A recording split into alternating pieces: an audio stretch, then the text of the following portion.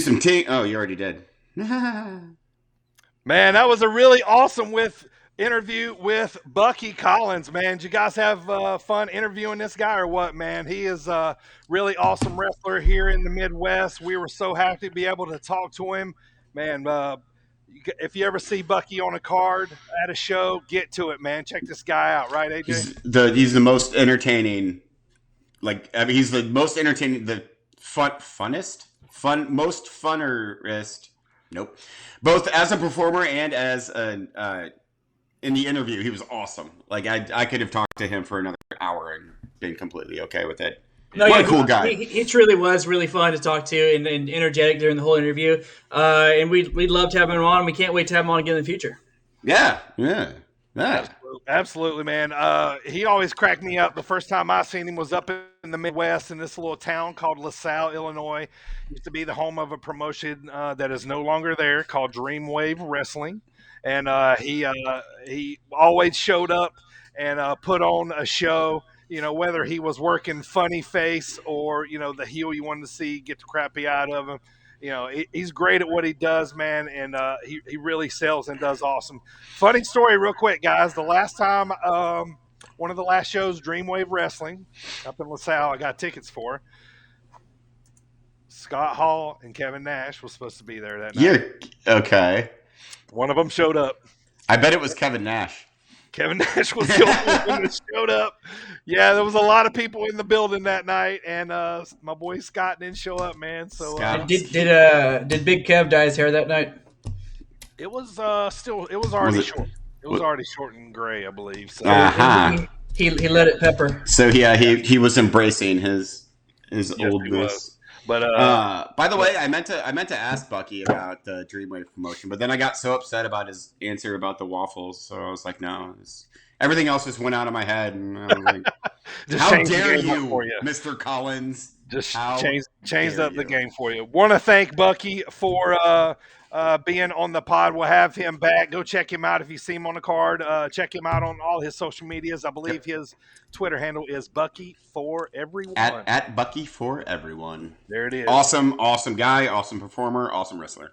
There it is right there. All right, guys. Welcome, everybody, to episode number 26 of the Sit Down Marks podcast. The number one global podcast in the world. Love you, Thomas. There to my man, Thomas Bright. Awesome. Glad everybody has joined us here today. We got episode number 26, man. Wrestling is the talk in the world right now, baby. How big is it, boys? It's hot. Right? It's a thing. I'm underselling. It is. You staying low, so you can pop later. It's cool. It is pretty awesome. Not gonna lie, and I am at this point. We'll get more to it later, but that's why I'm underselling. Yeah. I'm gonna just throw it out there. I may have watched one of the best pay-per-views in my life this weekend. I was gonna say, okay, that was one of my questions that I was gonna ask. Was this one of the best pay-per-views of all time? I was gonna say on our agenda somewhere it says best pay-per-view of the year, and I was thinking, no, at least last 10 years, maybe the last 2 decades. Sure. I was small balling it so we could talk big about it later. So we'll bring that up. But now we're gonna big ball it. Big. Joining us here today, I am your heel host, Dirty Bird. These are my co-hosts. That one over in the top right-hand corner is the co-host. And from the land of the rattlesnake, Mr. Team Extreme himself, editor and producer of the show. That was so dainty. Primo, how many days have you been champ? 100. It doesn't matter how many days. Hey, the champ is speaking. 149 days. What an ego on this guy. Put some respect on the champ's name. That is pretty awesome. 149. You couldn't give us 150? Yeah, I mean, I'm not impressed. Tomorrow will be 150. Don't worry about it, because I am your reigning, defending champion. You guys had the chance. Did you actually write rating? You did. Okay. Yeah. You guys had the chance. This is real. This ain't and you missed it. This is real. By one match. It shouldn't even count. Hey. Doesn't matter if it's an inch or a quarter mile. Winning is winning. Fast and Furious. All The right, other host Aesop. is the baby face straight out of your mama's kitchen, assistant editor and producer of the show. What's up, AJ? What's A good up, day. Hello, Marks. Good Oh, day, wait, no, good that's day, not Mike. the thing from the movie. Oh, hi, Marks. There we go. That's what I do. That's the... By the way, that is from The Room. I don't know if anyone has ever seen that movie. Or The Disaster Artist is the movie they made about the movie. It is the best, worst movie of all time. Everyone should go watch The Room. The Room. And you'll get the Oh, hi, Marks reference. I thought you said... Oh, hi, Marks. I thought you said the Roo, and I was thinking of those... Yeah, like the French gravy. Yeah. The magic kangaroos that were like ninjas in the forest. Wow, we all went in different directions with Rue. Name's Rick Rue. Wheezing the juice.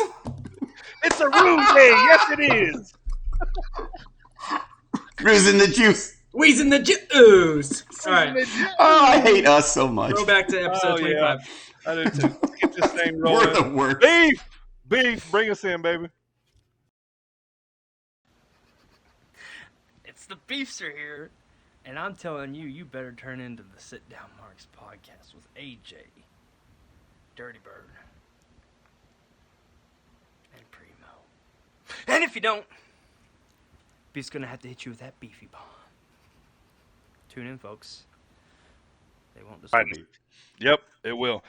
Big Beef. Can't wait to see him September 24th. We're hooking him up. He's going to be wearing those Sit Down Marks podcast shirts awesome. Here at a wrestling event near you. Can't wait to see him, man. We got him some nice, pretty colors here, so we can really shine out on his shirt there. So I'm excited to feel like a celebrity when he's wearing our merch. I'm like, yeah, we're a big deal. Can't wait for that. I want to thank everybody watching right now on Twitch, everybody in the chat, also everybody listening right now on iHeartRadio, Spotify, Google Podcasts, Stitcher, TuneIn Radio, Apple Podcasts, Amazon Prime Music, Audible, and SportsWire Online Radio every Friday at 6:45 Eastern Time, right before the number one global sports report show in the world, Thomas Rice. Go check him out, man. That's right. Shout out to him, man. I think I wanted to I had to practice on that. I want to make sure I got it right. So, Thomas, love that guy. I hope he is fantastic. He has the best chops in the business. He does in both like talking chops and literal chops. I guess literal chops would be like either like chops or like pork chops. Chops. Yeah. Hair chops. Are you a shake and bake guy? I just said hair chops. Chops. I regret my word choice. But yeah, online SportsWire, online radio Fridays at 6:45 Eastern, right before the Thomas Bryce Show, and also throughout the week. Primo, tell us what's going on this day in wrestling history and wrestler birthdays. This day in wrestling history, September 8th, in case you forgot what day it is. Whose game is it? Primo's game, baby. Right. The champ. 1991. Ric Flair makes his WWF debut. How about that? As the real world's champ, wasn't that his gimmick? Didn't he still have the big Goldie belt when he made his debut? Right, and they shortly took it up from him. I would imagine, yes. Yeah. That is a whole bunch of lawsuits. Year 2000. Let's move forward 9 years. I can count. Rhino defeats Kid Cash to win the ECW TV title and become the final title holder before ECW's demise. How was that news on this day? Because it was the last TV title holder before ECW. It was a slow day, AJ. But it's Rhino. It really was. A slow day. 2006, CZW down with the sickness forever. Eddie Kingston defeats Chris Hero to win the CZW championship. Ooh. I would love to talk to Chris Hero. I'm a huge Chris Hero fan. I am too, man. Except for the fact that he's a Duke fan. But what's funny is I've ran into him a few times, and I have pictures. And we've talked about Duke Carolina basketball. Yeah, he's super cool, dude, man. Love him. I hope he's back on the Indies soon. Honestly, he's got a great podcast too, by the way. Yes, he does. I listen to it. Conrad awesome. there with the King of Pods. Love. That's pretty awesome. I mean, that's no Rhino TV title bullshit Yeah, match. it's no gore. It's no gore. Yeah, no. Gore. Who did he beat? It doesn't matter because they're not a thing anymore. Oh, yeah. Wrestling birthdays. September 8th. 1978, we have... 1978, wow. Did I write that down correctly? Rebel, not Reba. Wait, 1978? I need to research that. Can you fact check that for me, AJ? Rebel, not Reba, birthday. On it. 1971. Okay. David Arquette. Ah! Former WCW champion. Oh, God, yeah. He made the wrestling birthday list. Hey, knock David Arquette if you want. He got beat to the snot out of him by Nick Gage. Okay, sure he did, yeah. Yeah, he was scared of the pizza cutter. Also, he loves wrestling. That's why I never gave him too much He does. crap, like, because he absolutely loves wrestling. Oh, Sure. by the way, what? it's 1978. She's 43. Who is? Wow, Rebel. Don't act like that's old. Y'all keep that. I mean, hey, it's not old, Rebel. Okay. She is basically a dust mummy at this point. At 43. No. Anyone who's over the age of 42, dust mummy. No. I'm 32, so that's not too far out of reach. Yeah, and then in 10 years, you'll be a mummy made of dust. Get used to it. Okay. Accept 1964. Podcast, 1964. a bunch of jerks. 1960. No, I was saying she wasn't too far out of my reach. 1964, we have Cougar status. Raven. Ooh. Raven. Quote the Which- Raven. Quote the Raven. Yeah. Way to go, Sometimes I love Raven, and then other times I'm like, you're stupid, Raven. I like long hair Raven or dreads Raven, but Yes. not shaved head Raven. I don't like big stupid collar Raven Yeah. in like TNA when he had his boner friends with him. The flock was awesome in a lot of different ways. It was kind of transcending in some ways. Like, Punk was in the flock. Punk was in the flock. I know, that's so weird. A lot of people was in the flock. Lodi, one that used to do the signs for the flock. Not Raven Simone. Yeah, not Raven. That's right. That's so Raven. No, Raven Simone. Yeah, Raven Simone. And that's this day in wrestling history. AJ, talk to us, man. What's going on? Is any wrestlers in the news today? Okay, so we've got some things going on. First of all, do you guys want to talk about Triple H? So yes, he had a heart episode, is what they're calling it, because he had like some sort of congenital disease. Yep. And so he got rushed to the hospital and stuff, and I guess he's expected to make a full recovery. Right. And I saw sort of procedure, right? Right, Yeah. procedure, and I saw it said WWE update.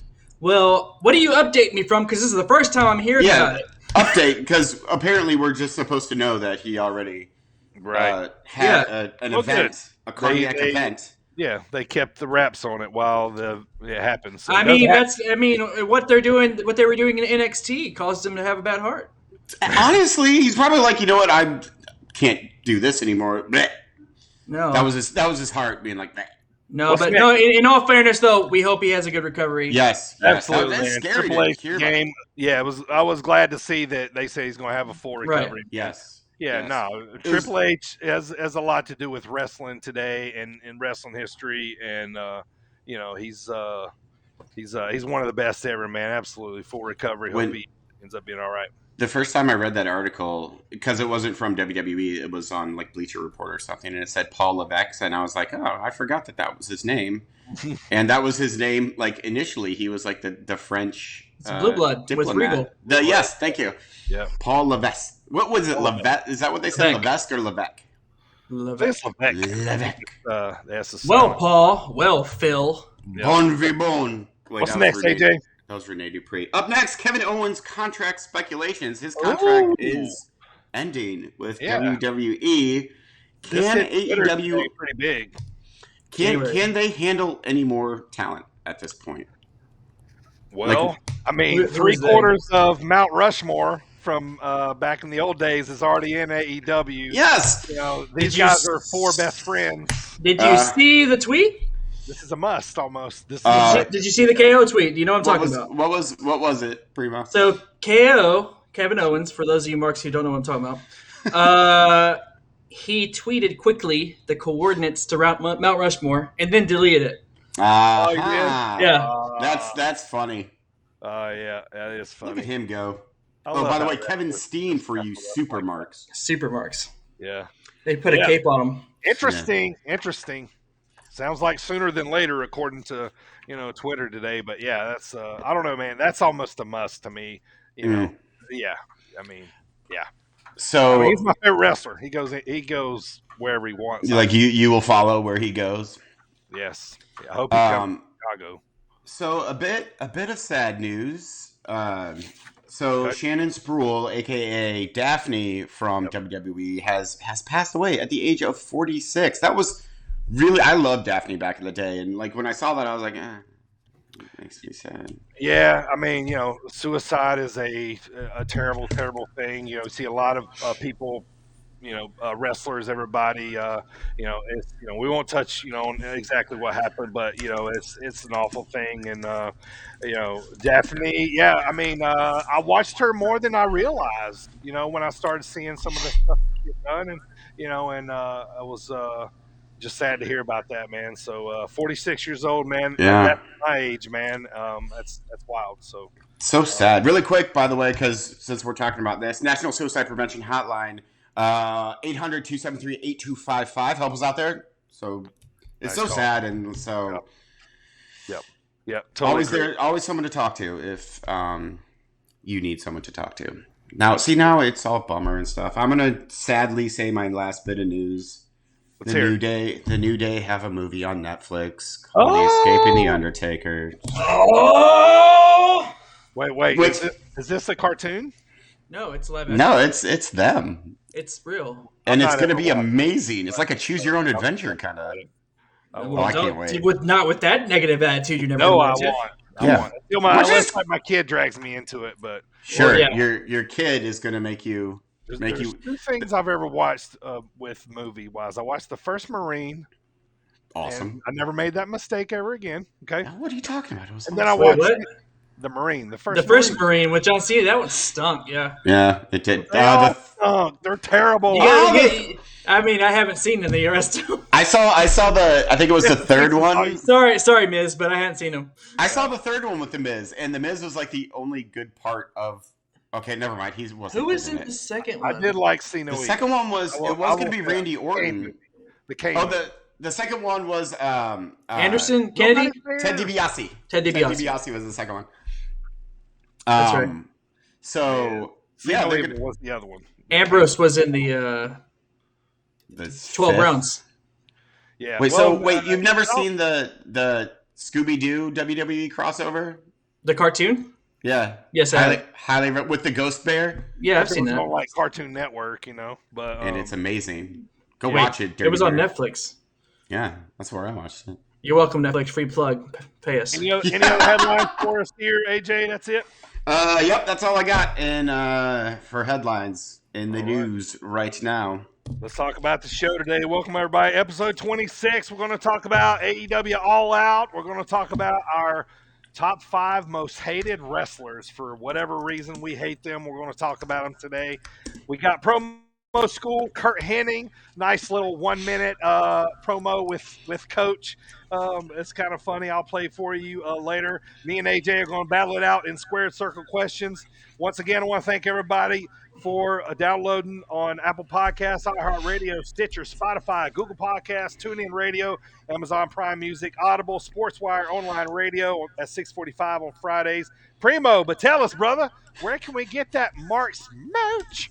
Get them shirts. Mark merch you can get at Grab them TeePublic. shirts. Go on. tpublic.com/users/sit-down marks. Go there, buy some shirts, buy some merch, buy some masks, buy some hats, buy everything.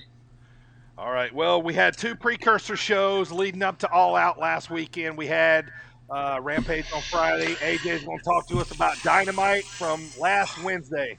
Talk to him, AJ. It's weird talking about these 2 shows right now, considering what happened at All Yeah. Out. It seems We'll like get to that. So I'm gonna go very quickly through through these two, AEW Dynamite. First, on the 1st of September, it's their 100th episode, by the way. Yay for them, 100 episodes. Oh, yeah. Nice. So, a couple of points. CM Punk promo again, and so he acknowledges the fact that the novelty of him being back is going to wear off.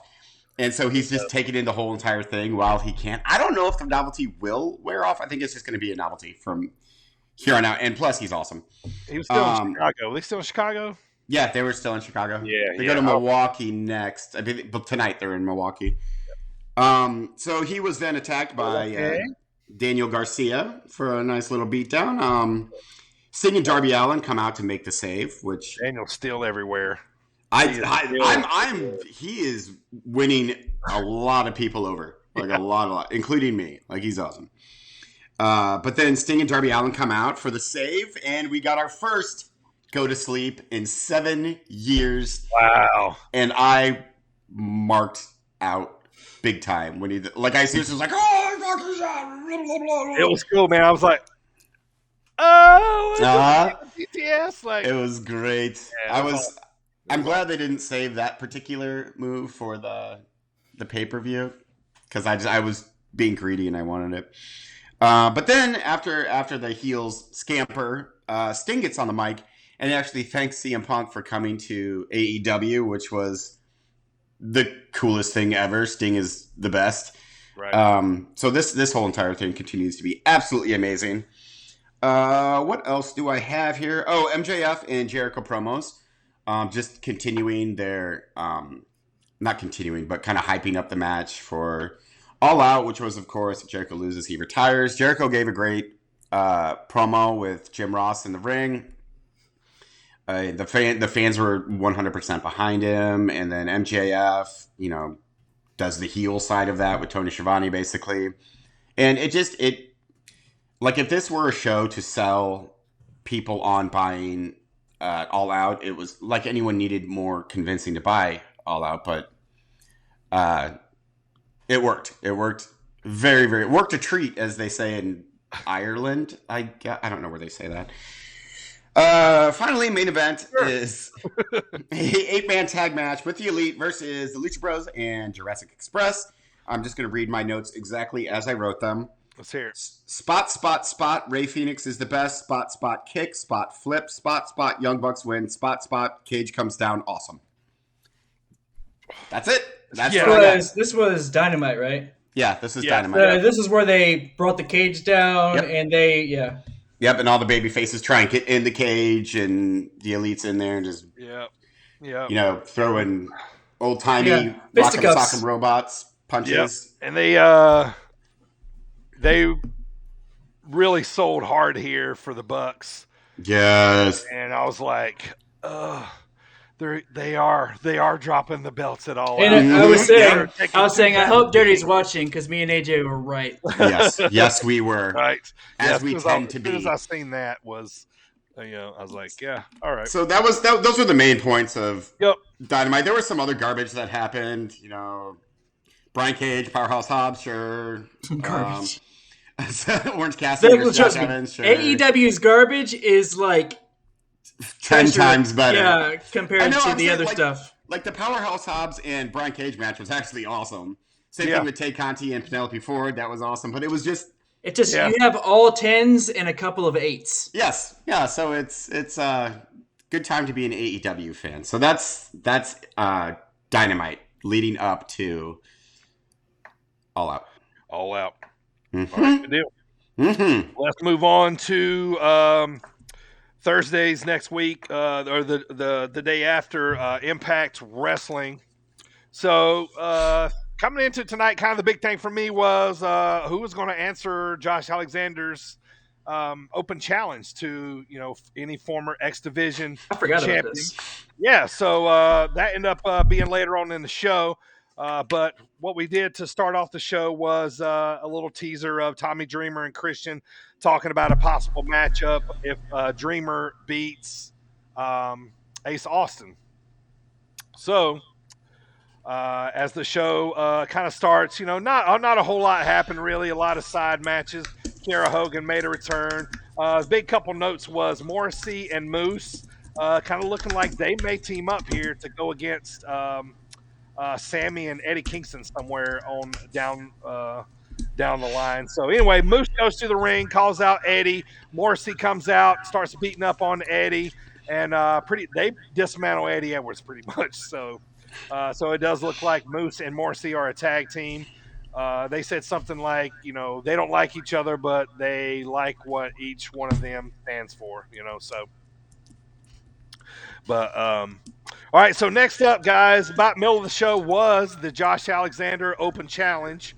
And they did say it was by a former X Division champion.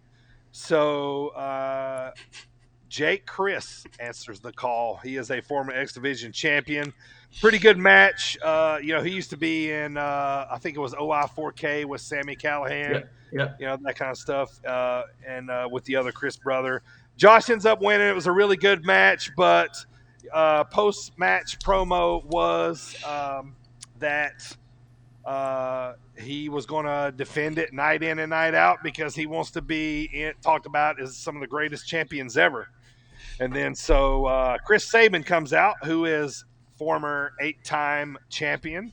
I had to rewind that to hear it right again. They said it was eight-time X Division champion. I love Chris Sabin. He's so awesome. It sounds like they're going to have a nice little match coming up soon. I think at Victory Road, which is their next pay-per-view on Impact Plus on September 18th. So, last two things that happened the other night: Chelsea Green and Matt Cardona teamed up against Rohit Raju and Shira.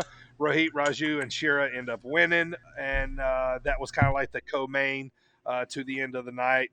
So the main event was Tommy Dreamer versus Ace Austin. So this was the stipulation was if Dreamer beat Ace Austin, he would be in the three-way. It would make the three-way match between Christian and Ace Austin and Tommy Dreamer if Dreamer wins. If Ace Austin wins, he just gets his revenge on Dreamer because Dreamer stuck his nose in his number one contender match the other week. So anyway, Dreamer does what Dreamer does. He put over Ace Austin. So Ace Austin and Christian will face off at Victory Road. So Christian getting a lot of screen time here, boys. Oh yeah, for sure. He should. I mean, Sure. he's carrying the championship, so might as well, right? And he's still awesome. So, Yep. of course, he should get a lot of screen time. Yep, love it. So that was basically Impact. Like I said, not a lot happened. They're setting up to Victory Road, which I think, unfortunately, is going to be on Impact Plus. So, nothing happens on that. So we'll see about that. So one little quick note about the Indies. I wanted to highlight a show that's happening this weekend. AIW in Cleveland is running I think it's this Saturday night, one of their first shows back. So check those guys out. Next week I'll come back more with everything that's going on the Indies. But let's hop on, AJ, to AEW Rampage, which was... Wait. Yes, you in the hat. Did you hear what happened to Ace Austin AAW? He won the Heritage He won the Heritage title, and then Hakeem Zayn. Yeah. Yeah, and then Hakeem Zayn. What was it? Some sort of cash in, or did He came out? I don't remember what it was. Yeah, something like that. But then he got hit from behind. Yeah. So then he had it for a whole couple seconds. Yeah, I think that was the only title change from that weekend. Me and AJ, only a couple weeks left to we're going down to St. Louis. Holy crap. I'm going to go over it next week, but that card is building, man. We're going to I can't wait. It's going to be awesome. Davey, he was in the Wolves with Eddie Edwards. Davey Richards. Boy Smith. Yes. He's going to be, he's on the card. They've been announcing a lot of good, man. It's going to be awesome. So, all right, AJ, let's get Rampage, which We're this one was a skipping little SmackDown? longer. No one cares about SmackDown. My bad. Oh, my fault. It cut off my page. I didn't see SmackDown it. airs before Rampage. Yeah, but aware. it's I'm aware. SmackDown. Yep. No, on my page it printed. No, it's okay. It won't be long. Trust me. All right. Well, Primo, let's I go. literally kept it to 3 points per show. Let me talk to you. Let me talk to you. Smackity down. We have first point. Becky grants Bianca her rematch for the SmackDown's Women's Championship, but will not say when. Afterwards, Adam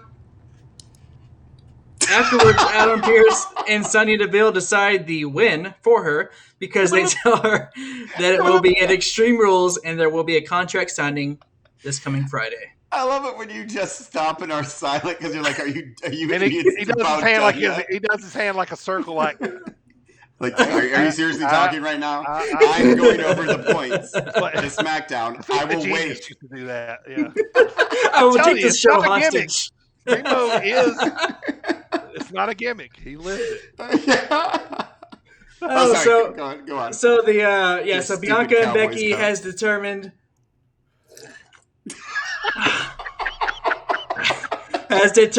that the match will be at Extreme Rules, and there's a contract signing coming this week on SmackDown. Next point we have is Rollins is in a match with Cesaro.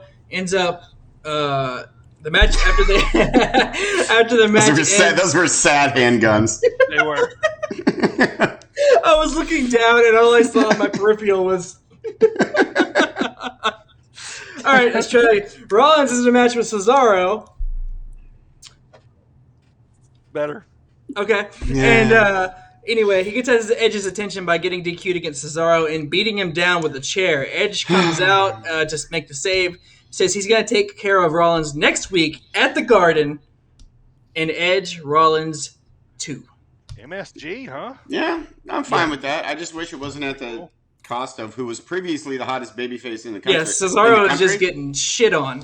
Yeah, it's like, Cesaro was super hot, but now, let's have him be a tool. Honestly, that would probably be the smartest thing they could do right now because there's a lot of underground. Crap on Cesaro? No, like push him. Push him because there's a lot of underground love for Cesaro, and Cesaro section. Cesaro take the belt off of Roman at Mania. I don't know. Sorry, that's a little too far. That's already reserved for Finn Balor. Thank you. We got time. We got plenty of time. Cesaro could go to the moon. I'm calling this right now. Demon Finn takes the belt off of Roman eventually. All right. If he don't, then you gotta do the pod in your underwear. I mean, I'm already in my underwear. You just can't see it because I'm sitting down. Does your underwear have a black T-shirt attached to it? This is actually a onesie. It's the List of Jericho onesie? Yes. Oh, nice shirt, by the way. List of Jericho. List of Jericho onesie. Yeah. Let me throw my shirt out there real quick. Hi, look at that. Look at that. Ultimate Fighter, middleweight champ Brian Battle hooked me up with a shirt this weekend. I got a great story later for you. What was the thing that they said about Kenny Omega? Was it this past week? They said something about straight from the buffet at Charlotte, North Carolina. Yeah. Anyway, last point of SmackDown: Roman Reigns defeats Prince Finn Balor to retain the Universal Championship. However, Paul Heyman also informed Roman that Brock will be on SmackDown next week. I just want to interject that Finn got beat down before the match. Oh, yeah, he did get beat down before the match. Sorry. And then he got low-blowed. And then he still didn't tap out. He passed out. I like that, though. The kick out with the low blow. There is a... Put your finger down. There is a... This is his thinking gesture. This is a... There's a theory out there, and amongst. Did you see when Roman was walking away, the light suddenly turned red flashed red for a second? Demon Finn. That's what everybody's saying. Everybody's saying Demon Finn. Yep. So bring him back. Beat Roman. Little teaser. Yes. I love Finn, but I like Finn. I love Demon Finn.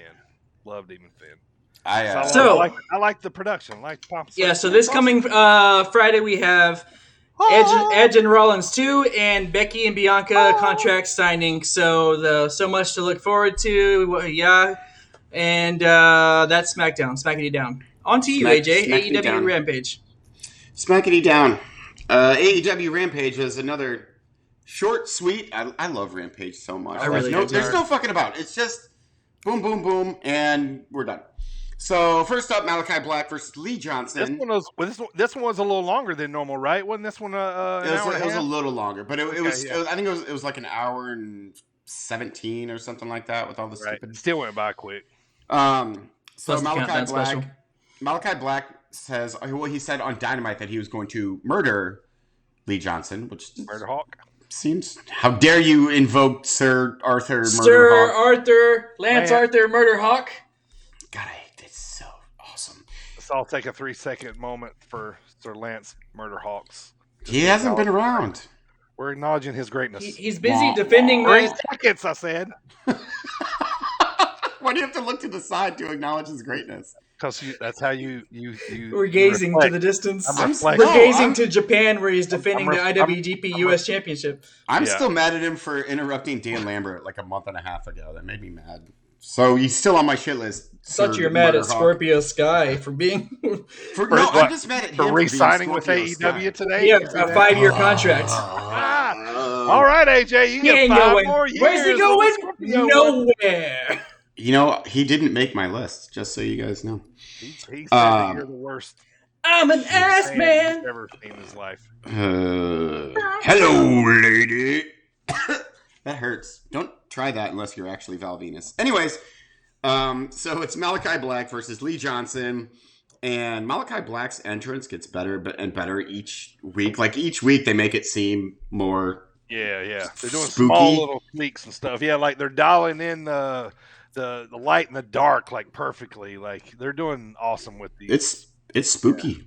Yeah, it is. I like his Satan slash. See, this is how you do a mask correctly, WWE. You don't put a sex gimp mask on someone and then send them out there a la fucking sex gimp. What is this? Karrion Kross. There we go. Oops. What are we doing? What are we doing? I cry every time his music hits now. Because you get to see the nipple suspenders. We could just be happy we're down to 3 points because he's not on my list today. Yeah, thank God. So during this match, Malachi Black and Lee Johnson, Black was getting like annoyed that Lee Johnson was like trying to get an offense and stuff. So he goes out and he gets a chair and he like gives it to Lee Johnson. He's like, here, do this so I can murder you finally. And then, of course, he murders him. Malachi Black murders Lee Johnson and gets the win. And then Dustin Rhodes comes running out because he's looking to avenge his brother. Obviously, match forthcoming. So this is the one point where it had nothing to do with All Out. It was just kind of Malachi Black needed things to do and look awesome. So there you go. Yeah, I like the head thing. It's really cool. Yeah, that's how you do it correctly. Yeah. You see, all masks, they don't have to be sex masks. They can just be cool, spooky masks. I totally agree. Up those after Demolition. Up next, we have Chris Statlander in a handicap match versus the 43-year-old Rebel and Jamie Hayter. Who was that first wrestler you said? Dust Mummy Rebel. No, Chris Statlander. Yeah. No, yeah, Chris Statlander. Yeah. Yes, sir. She's awesome. I love Chris Statlander. You damn right you said her name. That's a Jeff Hardy interest theme right there. Yeah. Wait, I'm going to try and do it in my best dirty impression. Wait, ready? Yep. I'll make your dick hard right there. Nope, that was terrible. That was terrible. Good stuff. Yes, it was. So the only notes I have for this, like, obviously Chris Statlander wins, so she looks awesome going into All Out. She is freakishly strong. Like, good Lord. She's got to be the strongest female wrestler certainly in the company. Like, screw you, Jade Cargill. Yeah, Chris Statlander. Are you not talking about Jade? No, I think Chris Statlander is stronger than Jade Cargill. She has like show-offy muscles, and then Chris Statlander is just like she pressed somebody just like Bianca did. I don't like your attitude, Primo. How long till we get a Jade Cargill, Camille match. NWA World Champion. She's pretty jacked up herself. This would be quite a fun match to watch. I think at some That point. would be. It'd Especially be a if we're good. collaborating. I'd like to see that. It would be a good Lady Hoss match. Like Yeah. just beating the crap out of each other. Sure. I'd be okay with that. By the way, Statlander wins. Like that was the result. Yeah. So main event is Darby Allen versus again Danny Garcia, all over the place. And CM Punk is on commentary, and when he comes out, like we talked about this already, about how some dippy idiot fan offers him a beer. Like, what are you doing? You are clearly not a CM Punk fan. If you're like, here's an alcoholic beverage. I was on Square Circle today, the Reddit forum, and basically there was a guy on there. He claims to be the brother-in-law of that guy. And he was like, apparently the dude was drunk and it was in the moment. And it was like, hey, one of my favorite wrestlers, let me share what I got with you and he just didn't think that it was beer in his hand. And he was and it was CM Punk. Which I feel like that's fair. Straight edge. Did he say I'm straight edge, I think, or something like that? Oh, CM Punk? He looked at him like, what are you, fucking idiot? Yeah, like what are you doing? Why are you offering me a... What if he would have taken it and just started chugging? And he just completely falls Chris off the Jericho wagon. goes, I knew it! Or he goes to take it, throws it over his shoulder or something. If I can't drink, He no just one can dumps drink. it out right in front of him. This is bad for you. Pops him on the nose. Don't do this. Here, have some Powerade instead. So, yeah, Darby. What do I have for this match? Darby runs. Oh, he runs and he hurls himself at the end. Did you guys see that? Where he just launches himself at the announce table and hits nothing. Yeah, it is awesome. Is Darby being Darby? And then during the match, Darby started using CM Punk moves, which I appreciated. Yeah, it was pretty cool. Yeah. That was funny. And of course, Darby Allin gets the win. And then after the match, 2.0 attacks, but Darby Allin fights him off by himself, even though both Sting and CM Punk. We say, what's their shirt say? What does their shirt say?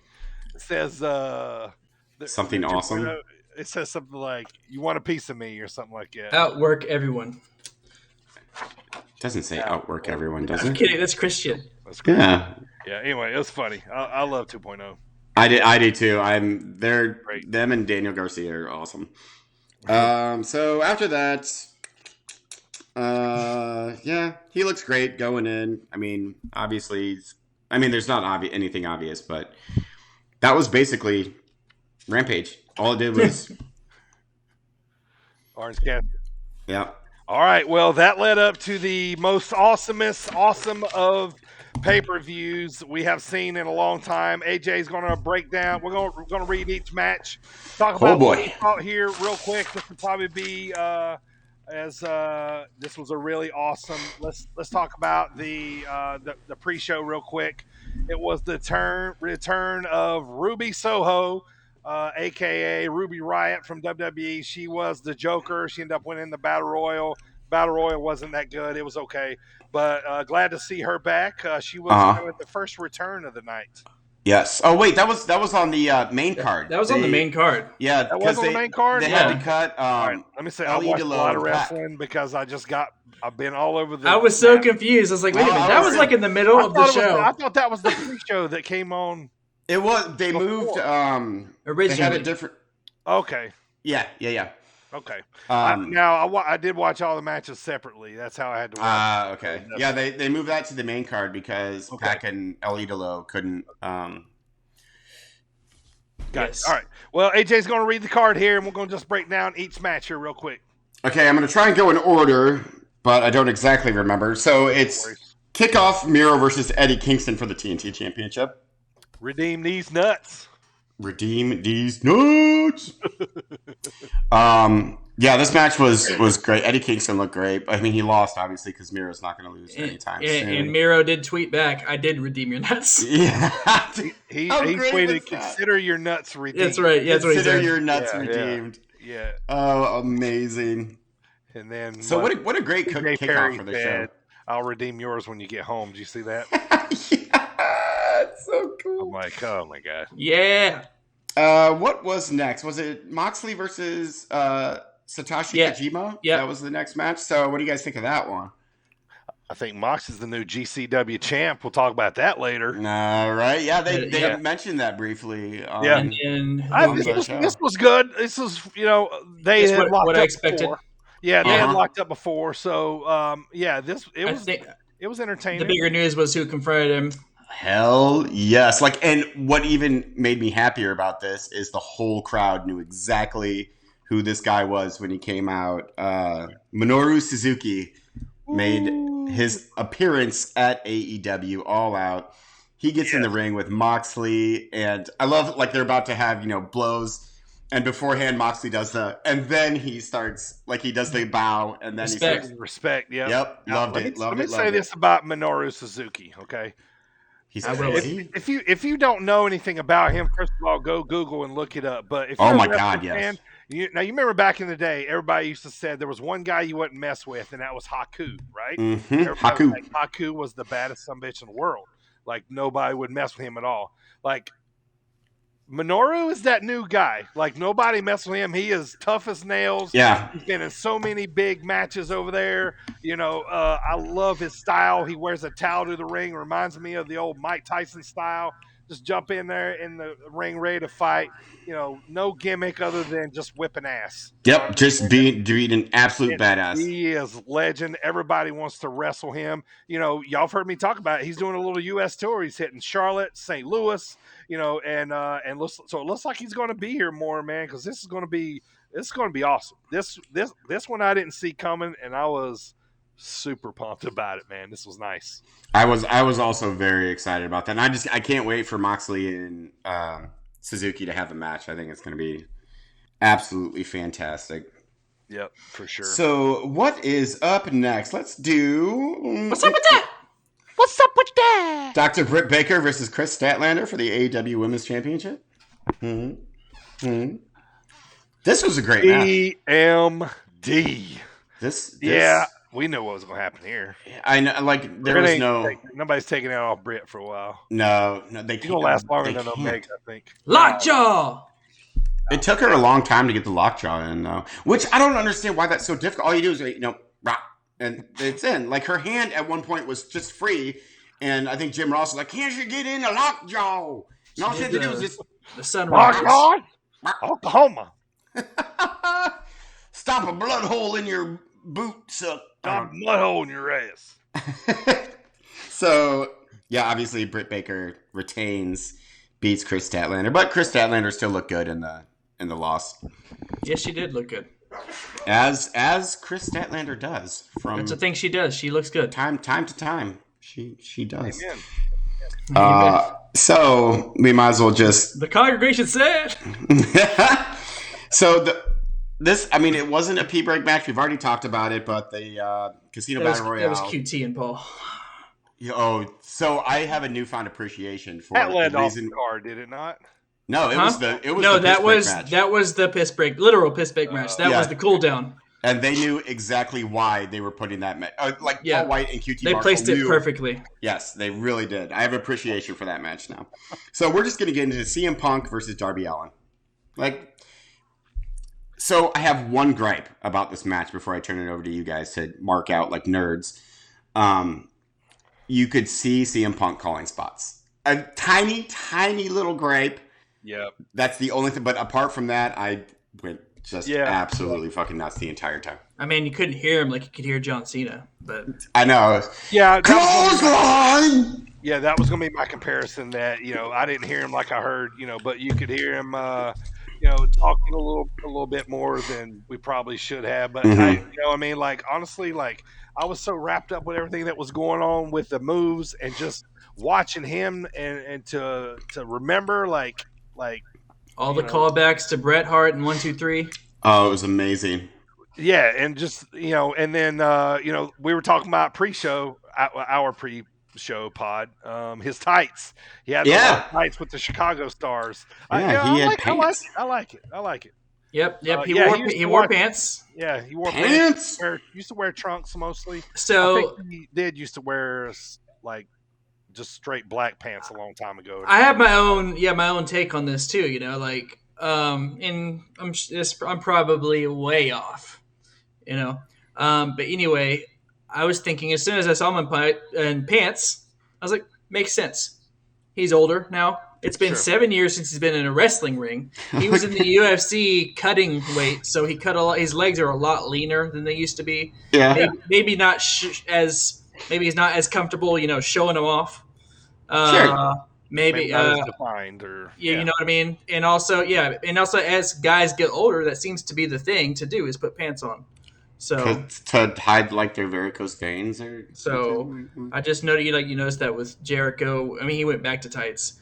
Jericho went back to tights. In WWE, he went back. Yeah. But when Jericho wore tights, like during his whole best friends with Kevin Owens run and all that stuff, he looked like a baby, like in his tights. He looked like he was wearing. Yes, his trunks. Young man's game. Yes, he looked like a baby. He looked like a baby wearing a diaper. Yep. So I didn't like that look. So I will say that CM Punk does a lot of he customizes his gear a lot. So it'll be cool to see the canvas that he works with on the pants. Mm-hmm. Yeah. I was so excited to watch this match, man. Like I felt like it got honestly, like I watched Punk do the match. I was just kind of watching him, Darby, not so much, but just to, like I said, just to see if he was still that wrestler that he was, and and he's only going to get better. And I thought he looked good. Yeah, there was a couple moments where I thought maybe he was a little blown up. Sure, and then they kept a good pace though. Yes, and then I think one of my favorite moments was with the coffin drop when he just sits up and he just sits up and starts laughing. Yeah. I was like, I didn't see that coming. But for what it was, being Punk's first match back, I thought. Oh yeah, I loved it. I was all in. I was freaking Darby, out. Props to Darby. He did an excellent job. Oh, and we nailed it. Like Primo, you said, like Darby's going to lose, but he's going to get a big shine. Yeah, and he absolutely did. He did. And the storyline of this match was great too. Like it was great in ring and it was great storytelling. Like this, so had it not been for one of these matches that I'm saving, this would have been my favorite match of the year. But we'll get to that in a moment. So we have technically three matches left. We'll do Paul White versus QT Marshall right now. It was the cool down after the Darby and Punk match. Yes, it was. Yeah. And it was absolutely needed. Oh, I totally forgot to mention, I didn't forget because I hate him.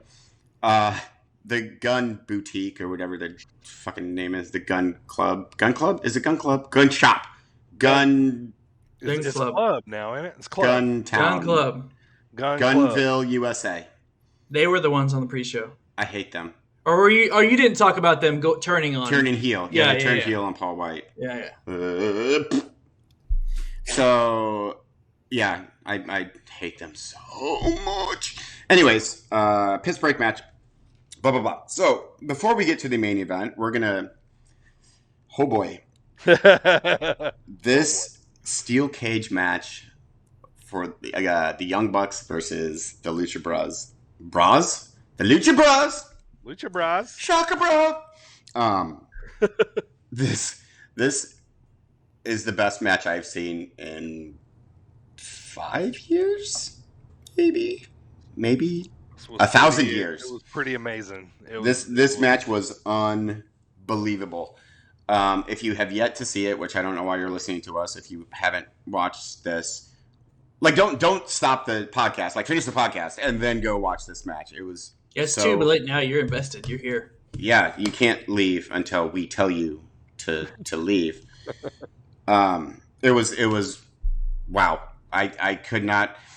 The one thing that I want to mention, like I don't know if anyone's gonna talk about it, but I just want to get this in here. Brandon Cutler, when he hucks the medical bag over what a good shot that was. Oh yeah, like money. Just right on Matt Jackson, and Matt Jackson fucking drops it. Like, what are you doing? After that throw, you're gonna drop it and be a tool about it. And by the way, the bag had a thumbtack boot or a thumbtack shoe in it, and there were some brutal spots in the match with Like Penta looked disgusting. Like he looked like because it didn't look like just blood. It looked like just burger. Swelling. It was gross. Yeah, like it was gross looking. Yeah. Throughout this, when this match had been on for a little while, and I seen what they'd gone through, I was like, "Oh my god!" It's like, man, if they don't put the titles on the losers now, like I'm gonna feel so bad. Like, oh my god, like it was that brutal where I'm like, they have to be winning the belts. Like they definitely earned it in that match if was. they hadn't already. And you talking about the blood. I mean, I seen a picture. I mean, I saw it live, but afterwards I seen a picture as well of because Penta pressed his head to the title. Mm-hmm. It was just blood all over the title, which is cool. That is a very cool image. Yep. The whole match was just fantastic. At one point, there was a top rope Canadian destroyer. Like, oh my god, Phoenix climbs the 40 feet into the air and does a splash onto everyone. And then, actually, one of my favorite spots of the entire match, and it was just spot. It was amazing. But my favorite one was probably when Matt Jackson goes to kick Phoenix in the face, and Penta like dives in front of him and is like, no, like trying to like rescue his brother, and then he gets hooved in the face with the thumbtack shoe. Gets hooved right in the face. So wow, yeah, go watch this match. I mean, wait, but go watch this match. Definitely. That's like a must watch. That's going to be on like the top 5 of the year and probably top 3, and only because we got a couple, like months left, but it might be match of the year, man. This certainly up to this point. Amazing. And the fact that there was a match of the year in my head already on the card once, even though this came on before CM Punk and Darby Allen, it was unbelievable. Like I can't speak highly enough about it. Yeah, because I'm a nerd. It's probably in the talk of best AEW matches so far. Yep. Yeah, I put it right up there with who was it? Sammy and Guevara, and who did he wrestle? Well, he jumped off the rope and did the flip into the chairs. I think there was Charlotte maybe that night. Was it Darby? They was wrestling maybe. No, it was. Yeah, I don't remember. We're gonna say that it was Darby. Yeah, it's in the talk though. Yeah, I agree. So now, the main event: Kenny Omega versus Christian Cage for the AEW World Championship, and I'm going to turn this over to you two nerds because this is the best ending to a pay-per-view ever. Yeah, I mean, it was a really awesome match. And when Omega grabbed the mic, oh boy, that's when my chill bump started. Yep, I did the same thing. I was like, I'm like, okay, here we go. Here comes the lead. Are we getting what we think we're getting? Are we getting more than what we think we're getting? Because there was 2 big names that were floating out there. And yeah, absolutely amazing. So. Basically, Omega was saying, nobody's on my level.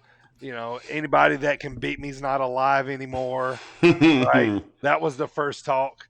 And then whose music hits the video package there? Adam Cole, baby! Adam Cole, baby! AC awesome. shows up. No shocker. His girlfriend is Britt Baker. Yeah, so, Britt Baker. And Adam's in the talk of, top 10 in the world possibly. He always, his matches are always good. This was a big get, and then our eyes are this big because we don't even know if we're getting Brian today, and we don't know, if Brian's coming too that same night, and then my mind's really like. Okay, so this is for the markiest marks of all the marks. This is a total. That's you. It's been an inside joke with the Elite for a long time since Adam Cole went to WWE. So like 4 years ago or whatever, the Elite has constantly said that Adam Cole's dead. Mm-hmm. So that's why whenever he said they're either not here, they are not around anymore, or they're already dead. And as soon as he said that, that's when Adam Cole rose from the dead as they're playing it. I saw another the videos from the Elite where they were saying that he's back from the dead, and they did this whole seance thing. It's so awesome. Yep, and and it was just so cool, man. Just so cool. They recreated the Bucks kissing on both sides of the cheek, just like when he joined the Bullet Club. Yep. Right. You know, it was the same thing when he was sitting on the mat like this. Yes. You know, and they both kissed him on sides, so they recreated. I was hyped. I was like, yes, thank goodness they went with that. They made him heel immediately. I love that. I love that. That was awesome. Yeah, he started popping kicks on Jurassic. Yep. And then on the same guy in the post media scrum, Tony Khan said that during the Wednesday Night Wars, they were 74-1 in the shows. They won 74 times. The one time they didn't win a night was because of Adam Cole. Yep. And when he said that when Adam Cole came on the TV, it scared the shit out of Tony Khan, and he's so glad to have him in his camp now. It's so awesome. Yeah. Like that alone right there would have been like this pay-per-view is already in the discussion for.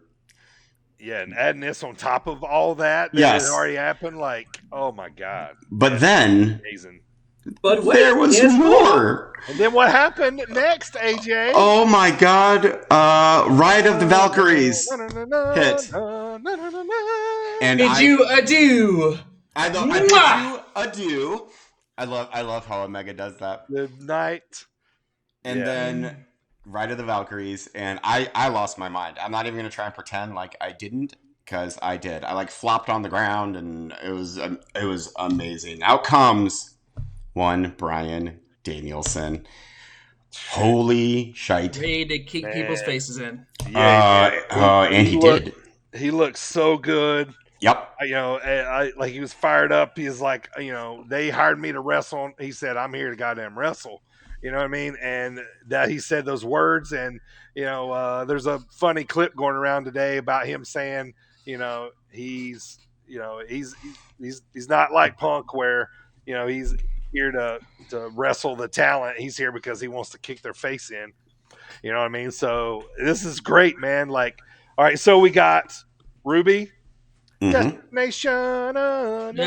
Cool. Ruby showed up. And they got the rights to the Rancid song. Yeah. How awesome is that? They are paying for they got a lot of real songs and interest. I love yes. That. Yeah, well, that's what happens when your owner is a multi-billionaire. Right. Adam Cole, we had Minoru Suzuki, CM Punk's first match, and then the debut, and the nickname is officially back, the American Dragon. Brian is back as the Dragon. Oh, my God. What world are we living in right now, man? This is crazy. Was this one of the best? Mm-hmm. Best. Was this one of the best pay-per-views of all time? The best, baby. Yes. It's one of the best, baby. Well, if you will, it was definitely in my lifetime one of the top 5, if not top 3. I agree. Yep. I don't want to speak too impulsively saying it was the best. Yeah. Because I haven't really thought it through, but it might be. I think it's definitely in the conversation of best.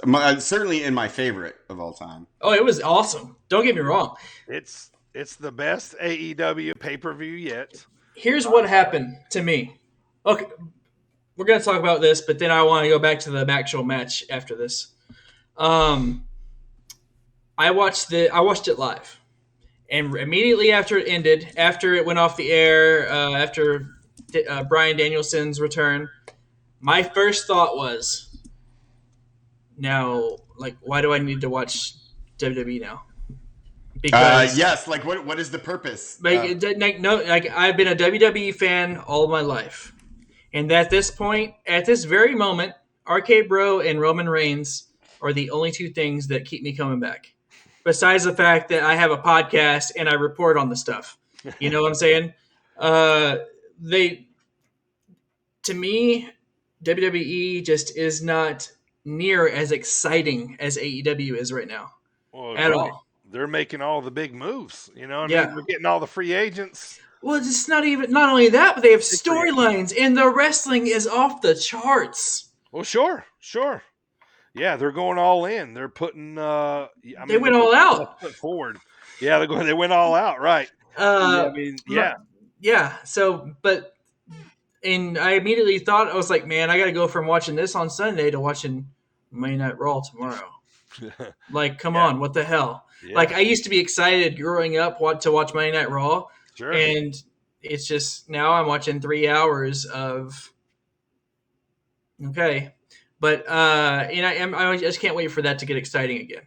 However, I want to go back to the match between Kenny Omega and Christian Cage because it was good. They went, man. They went for it. Christian can still go. He can go, and somebody needs to check on that man because when Kenny turned that table upside down and stomped him, and that bar hit him in the ribs, I was like, oh no. I know. Everybody went, yeah, because I could just tell. And at the end, I thought, Brian, when Brian kind of helped him up at the end, I was like, maybe he is kind of feeling that a little bit. Yeah. Maybe he was like, give me a minute here to, kind of breath out. Yeah, I know, right? We were all like, collective, like, you kind of like turn to the side. Mm-hmm. Yeah, you're right, man. I kind of forgot about that. Yeah, that was pretty wild. But yeah, I mean, how exciting is that, man? With Brian showing up, man. It is exciting. I like all of this. I want us. There's so many. Obviously, the first one that most of us think of is, Bryan Danielson and Daniel Garcia. Sure. Yeah. Like that's awesome. Brian's already said Garcia's name too, so yeah. And Garcia's, I'm sure, is ecstatic. And who now that CM Punk has faced and defeated Darby Allen, where do we think he goes next? Yeah, I don't know. Yeah, I mean, I don't know. Yeah, I don't think they'll do that match again. I kind of feel like there'll be some sort of sidestep because Darby's already saved Punk already, right? And there was respect shown at the end of the match. Yeah. So I don't know. It's like maybe is it Sting's turn? Is it also now that we've seen him wrestle the first time? Are we going to see him sprinkled in here and there on the weekly shows from here on out, or are they going to they're going to wait a couple weeks? I think we're going to get a steady dose of them. I'm just basing it on they're probably paying him a lot of money to be there every week, or at least or whatever, obviously. And then the other thing is, just buy the promo. It's like, I'm not busy on Wednesdays and Fridays. Oh yeah, right, of course. So I'm that to me says a close to a full-time schedule. So I'm hoping. Did we talk about? There is one match that we didn't discuss. What was that? And that is Jericho and MJF. Oh yeah, that's right. He left that one off, didn't he? Yeah. Yep. So that one was the one. It was Jericho and MJF. Do you have notes for Jericho and MJF? Oh shit! I totally forgot about Jericho and MJF. Perfect timing. Jericho won. Yeah. So Jericho is not done wrestling. Because this match was what it was. Hopefully this is the blow off. This is okay. Thank God, because I love both these guys. Yeah, but they need to move on. It was a long feud, between Inner Circle, and Pinnacle. But it was like push MJF like the whole time. Mm-hmm. Jericho won the good guy in the end kind of deal. Yeah, and I feel like with Inner Circle joining him there at the end was kind of some closure. They're back together. We can see the faction together again now. Yeah. They can all roll deep. So where does Jericho go now? Like where does MJF? We were just talking about this. So we were just talking about where CM Punk go now. CM Punk, I think, goes to wrestling school. I don't know what I'm saying right now. We said possibly a Sting match. I'd be okay with that. And then, I don't know, man. Like we said, DB and Bryan Danielson and Daniel Garcia. I would be on board with that. What about like Chris Jericho and Malachi Black? Put Malachi Black over even more. I'd be okay with that feud. Yeah, I'd be on board. He's got to finish killing off the Nightmare Factory first. Yeah, yes, he does. He has a couple more members that he has to get through. Adam Cole who's he gonna start with? Adam Cole might start with Chris Jericho. I'd be okay with that too. Or maybe somebody in the Dark Order or something. Yeah, I mean, Frankie Kazarian. Is there a dissension in the Dark Order? There is. Oh, definitely. Still. Yeah. Come on, Bray. Yeah, where you at, Bray? And then also MJF, CM Punk. I would say yes, but Killer promos. Ooh, imagine, the mic battles. Yeah, that was the first thing I thought of before the rest. Exactly. Yeah. This could get legit real. All right. So anything else for All Out? Yes, I do have a question now about AEW. So is this, if you think of like best rosters of all time, you think like, Attitude Era, where you have the star power of like Rock, Steve Austin, Undertaker, blah, blah, blah. Is this one of the best rosters ever? It's one of the best. It's not the best, but it's one of the best because it's just all the current like people that there's hype surrounding is like on AEW minus a couple that are still in WWE. But basically everybody that's hot is going to AEW. Is like that's the place to be right now. I think it's certainly up there with one of the best rosters. This kind of feels like when WWE started getting all the big WCW guys, but like on a way higher like factor. You know what I'm saying? Yes. Adam Cole and like, Ryan were a Razor and Scott Hall. Yeah, and then you know what I mean, and like Cole and like like Macho Man going over there, like it's just how crazy is that too? Yeah. He wrestled Kyle O'Reilly last week, and last week. Yeah, there must not have been no. Well, his contract expired. Like it expired, so they didn't wait. They didn't have a. He didn't have a non-compete clause for his because he didn't get released. That's why he could go the next day. Yeah. Nice. So that's what I'm thinking might happen with Kevin Owens because if you followed them throughout their careers, they had this thing called Mount Rushmore. It was the Hardy Boys. The Hardy Boys. The Young Bucks. The Young Bucks. Young Bucks. Hardy's 2.0. And Adam Cole and Kevin Owens in what they called Mount Rushmore. And allegedly there was a coordinates tweet today by Kevin Owens that got quickly deleted of the coordinates was Mount Rushmore. Yep. So let the rumors begin. So, all right, boys, that's it for All Out, man. Freaking amazing. It was fantastic. Golly, man, it's such a peak right now, man. I hope it's on. Just keeps going up, man. I want to say that I did call every match correctly. You called every match correctly. I believe we called. It's true, AJ. We called them together, and we were both agreeable in all of those. I let you read the Champs coattails for one night. Greatly appreciated. Thank you. Congratulations, guys! You picked the match right. we did. We did. Can we move on? If you guys are done marking on yourselves now. Yeah.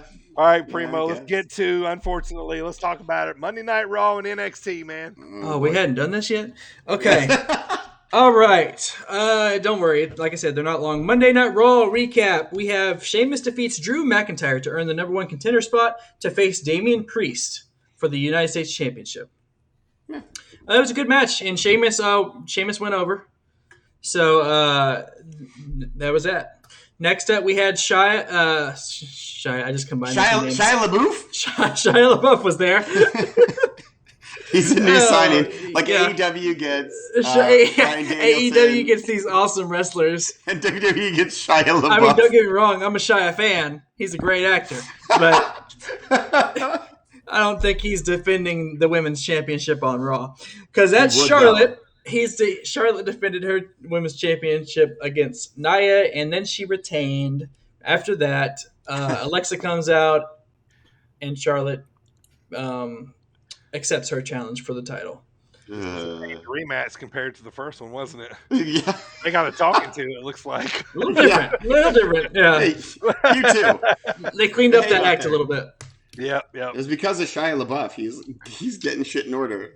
What? Yeah, that's right. Yeah, That's right. You Shit, I missed disappeared there. for yeah. 3 seconds. I had to say Charlotte and Nia, and I said Shia, so now we have Shia LaBeouf on Raw. Yep.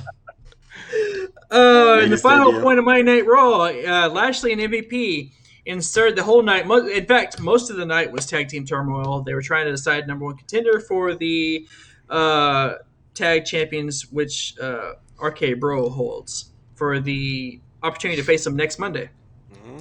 And we had a whole slew of tag teams to include the New Day, their most important one, and AJ and Omos. New Day Almost. basically ran the gauntlet until they got to AJ and Almost, and then AJ and Almost went to the final. Lashley and MVP inserted themselves into tag team turmoil, ended up winning that. So now they will face RK Bro next Monday. It ended with Randy Orton RKOing Bobby Lashley because it was also announced he will be facing Bobby Lashley at the Extreme Rules for the WWE Championship. Seems Do we like have- an afterthought that, by the way, Randy Orton is feuding. It actually started off the show with this, him saying, "You know what, Bobby? Last week you were talking about becoming a double champ.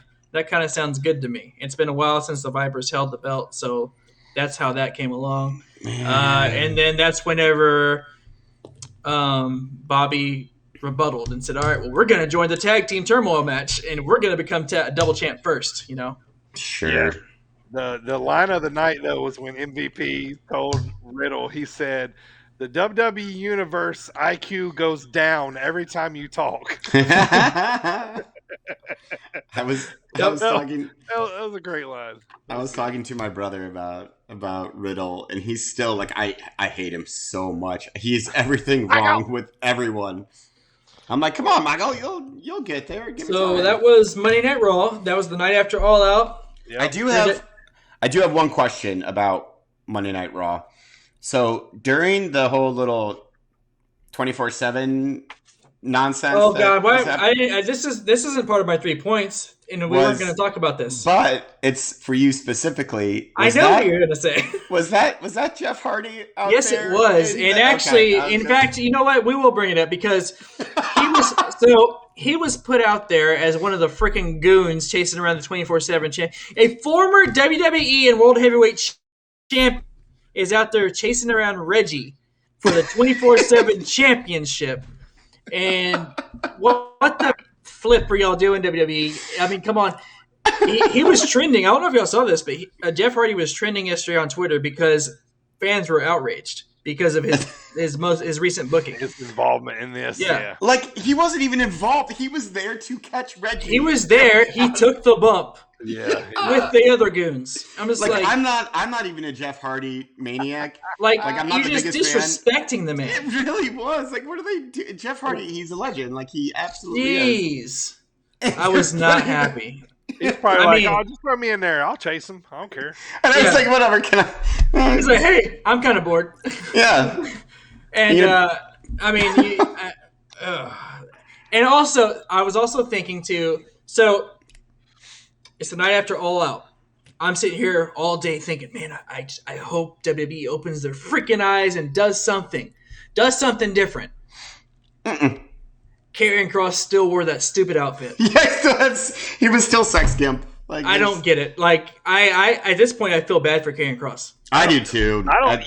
Yeah. Because like I said in the beginning, you guys know that's not his choice. I mean, look at No. it. You know what Oh I mean? no, Like, he was handed it. right. Yeah, they're like, And he's- he was like, yeah. get this I was on like- you, now go out there. I get they're going gladiator mode. You know, like trying Like, to call him the gladiator. I actually you didn't know, all that mind kind of stuff his with the old demolition helmet and the little bit of a spikes, but like the helmet, like I could get past that, but the thing coming I across can't. his It's chest stupid. No, I that he can't wrestles. either. Well, I'm saying because Yeah, I get it. basically I get what you're wears it saying. to the ring, but the middle thing on his chest, like throughout the match, like it annoying. It's so annoying. The cross suspenders thing. Let's go to NXT. I will say though, I did enjoy his interview on the Moist Musty talk show. I did not. Where he was like, yeah, I'll do all that after I kill you. The moist. Okay, that's a pretty good line. Moist TV. So NXT, we had good show here. Indy Hartwell. I only got 3 points. Indy Hartwell and Dexter had their bachelorette parties before their wedding next week, and Johnny and Dexter buried the hatchet and became best buds. And I actually wrote this down too. I bet because the wedding is next week, and it's also next week is the first night of the revitalized, or not revitalized, the new version. I don't know what they're gonna call it. I'm terrified. It's NXT, but it's the new version. It's going to be like a stadium. It's going to be like a stadium set. Yeah, it did kind of look like that. Yeah. It's going to be like a bull ring type thing. Right. Where is it a whole new building? Standings. No, I think they're just going to. They're just. Why don't they start traveling again? Going it over there. I don't know. Is El Matador coming back? Smart because it's probably everything's going to get shut down again. Yeah. Anyway, what I was saying was, so the wedding is next week. Arriba. Weddings get crashed, and Dexter has finally won over Johnny. But I bet it gets crashed by Austin Theory. We hadn't seen him in a while. Oh, yeah. That'd be a good call. That would be. Yeah. I actually forgot that he was still on the roster. Last time we saw him, he was walking away from the way. That's right. Dexter Loomis, he actually cracked a little smile here, didn't he? When they put their hands together. Yeah. I didn't see it, did he? Yeah, he had a little side smile. Yeah. So fun. He grabbed Johnny's arm. He was like... He's like, he taught him how to throw an axe. They were playing laser tag. They're being best bros. Yeah, he kept choking the people out. Johnny would come around the corner. Gotcha! Oh, man. So, next up we had Zoe Stark and Io Shirai defending. This is the first of 2 tag team championship matches on the night. Zoe Stark and Io Shirai, the women's tag champions, defeat Kaden Carter and Casey Catanzaro to retain their titles. Afterwards, Caden and Casey get jumped by Gigi Dolan, JC Jane, and Sheamus. I mean, Mandy Rose. Yeah, she got the nose guard on now. Yeah. She does. Did she get her nose busted? She did last week. Yeah, Saray, no, I talked about it last week. Saray hit her in the face. Oh, that's right. Yeah. So, might be a gimmick. Don't you listen to our show? Yeah, don't you? I did, man. I've been all over the country the last week. And I've watched 6 hours of wrestling. Straight from the buffet at Charlotte, North Carolina. Is that what I look like going across the nation? Yeah, that was you. Yeah, it's just you walking over a green screen, like a U.S. map. Yeah, Charlotte. Back to Illinois. And yes, this is what you look like. In the main event of NXT on Tuesday night, my boys MSK defeated Oni Lorcan and Danny Burch to retain the NXT tag titles. Like I tweeted out today, put some respect on their names. Them boys for sure have it, and stop calling them underdogs because they done beat everybody in the tag team division. No, why are they still calling them underdogs? They're so good. They beat them all. Now at this point, they really have beat them all because they just beat the last people. Afterwards, due to their failures, they have dishonored them. Pete Dunne and Ridge Holland turns on Burch and Lorcan and destroys them. Yeah, destroys them. Of course, we get the Pete Dunne. He's like, I guess that's what we're doing now. Yep, and then we're gonna attack him, mess him up. Yeah, it's pretty good show though. It was a pretty good show. Yeah, so that's NXT. It was a good show. Yeah. Yeah, it was. The bachelor party was really fun. We're going. It was. I love when Cameron got in the limo. I'm gonna take this bachelor party to the moon. That was great. All right, what was up with that ref's face? It's just his face. He was a zombie ref. Oh, is he? Yeah, it was a zombie ref. That's the one part I was like, what in the world? Where'd that come from? Yeah, they can't all be as handsome as us three there, Primo. It's just not possible.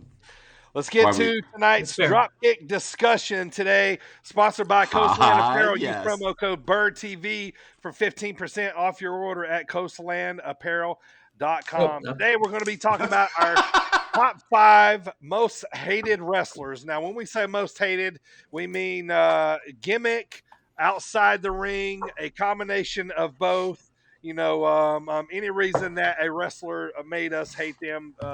This could be our top 5 now. This could be our top 5 of all time. Either way, we all compiled a top 5 list here. All right, boys, who wants to go first? How about me? Okay.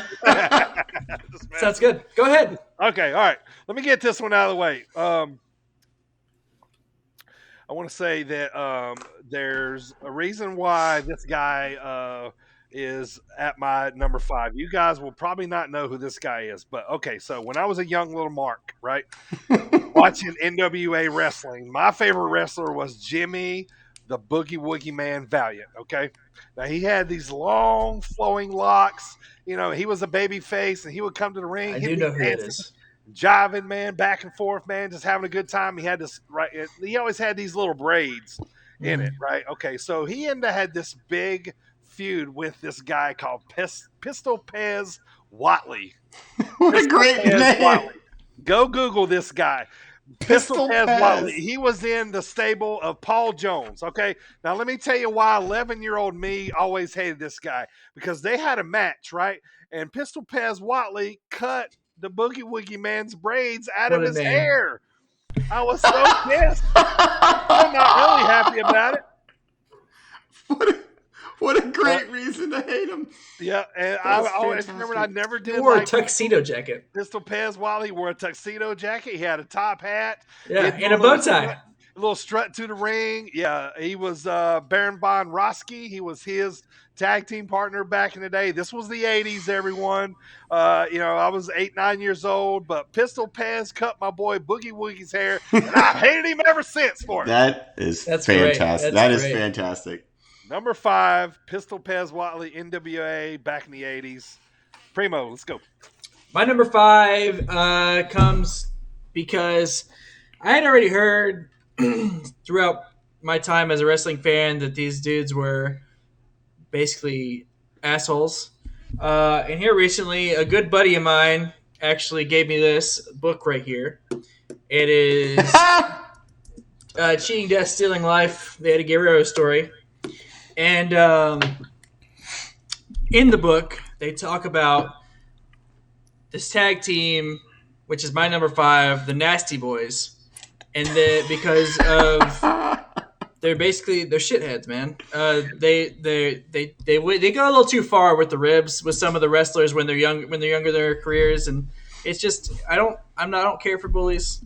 And well, they were best buddies with Hulk Hogan. And also, I just always thought they were gross anyway. Like, that's their whole thing, right? They were Nasty Boys. And I remember, one of my favorite matches, I've talked about it before, was Harlem Heat versus Nasty Boys. And that from the time I saw them in that match, getting mustard thrown all over them and all that nasty crap. And I was like, those guys, I don't like them. Yeah. And then reading this book as, real life people, they're just, they're dicks. So they're my number 5. So... Good one. That is like that. They were actually on my list of maybe because I also despise the Nasty Boys. Like their whole thing was like, "Look at us go, we're nasty." It's like, and they were both garbage in the ring. They looked like crap. I hated them, but not as much as my number 5, Vince Russo. I'm going to include him as a wrestler because he held the goddamn WCW title. Sure. He ruined, along with Hulk Hogan, he wrecked WCW. His stupid goddamn booking, I'm going to put myself over and get out in front of the camera and put myself in every single match. Oh, and when I'm not in a match, I'm going to book stupid fucking, it's a garbage can on a pole match. Only if you get the garbage can, there's a contract inside, but then you have to fight for the contract, which is also on a pole. I hate Vince Russo. A lot of people feel like he made a mockery of wrestling out of the power that he had to do it with, and... Well, and the problem... Easy to hate him. The problem with it is that he was so arrogant about it too. Like because he thought he was like a wrestling genius. Like he thought his mind for the business was brilliant, and he just came up with stupid idea after stupid idea. And then finally in WCW, he invented the Millionaires Club versus the New Blood, and Jeff Jarrett was in the New Blood, even though Jeff Jarrett was like 45. It was so stupid. I hate Vince Russo. I hate him so much. I don't know how he is in real life though, but he might be a fine guy, but from just the way he booked and the way he wrote and the way he wrote himself into storylines, I imagine that his character is him. Go fuck yourself. I've seen all the videos of Vince Russo talking, Cornette talking, and Bruce Pritchard talking, and it's hard to tell what's what.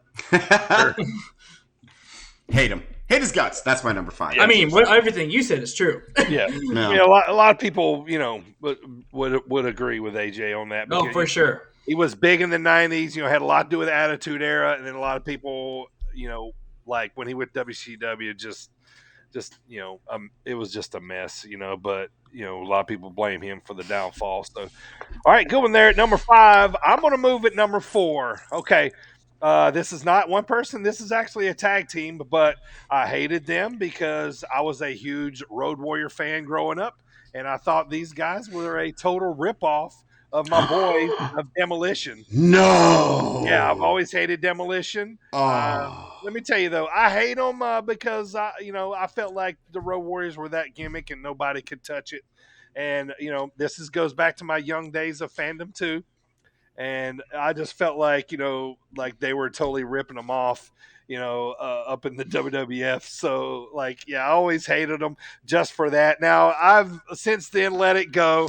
I looked at it more of the Legends aspect. I actually have a Demolitions T-shirt now, but I always hated them for trying to rip off my boys the Road Warriors. So that was my number 4. Wait, which iteration? Axe and Smash? Axe and Smash, yeah. Because you know they did the axe handle smash a lot, right?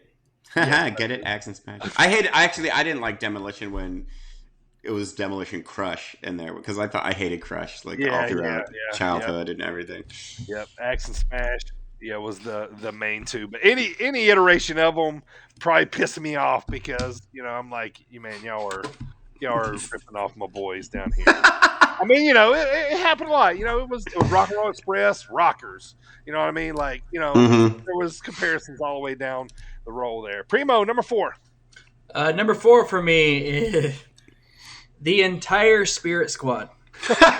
Minus what later became Dolph Ziggler. I actually like Dolph Ziggler. But during that time, I could not stand the Spirit Squad. I thought it was the stupidest thing ever. I loved watching them get smashed by DX. And there was a time frame where they were Vince's henchmen, and it was just the whole thing. Mickey, Kenny. I told y'all that I was at the pay-per-view in Charlotte where they debuted. Yeah. Nobody knew who they were. My, well, not wife then, but girlfriend Liz, at the time. We were there, and she looks at me and she goes, "Oh, well, who are these guys?" And I'm like, yeah, I don't know. I don't know, but I'm annoyed. I don't know why there's 5 of them. Mickey. Yes. You know, like, and we are the Spirit Squad. Oh, who thought I hated them. They did a good job being annoying. They sure did. Yeah, they sure did. And teenage me hated them. Yes. That's my number 4. Get these dude cheerleaders off my wrestling, man. I don't like how happy they are. Enough stereotypes anyway. Tone it down, Spirit Squad. I don't like your pep. What you got, AJ, for number 4? So, number 4, I actually feel bad about because there is no reason for me to hate this wrestler, none whatsoever. But I do. I can't stand him. Right. Tatanka. I hate Tatanka so. That's so random. I know. I hate him so much. That's why we have these lists, man. That's Oh why my god! I remember randomness. All he ever did was he chopped. I'm Tatanka. I chop, top rope, chop. Yep. And his Hulk up. You would do the skip around. There's his Hulk up, and I hated it.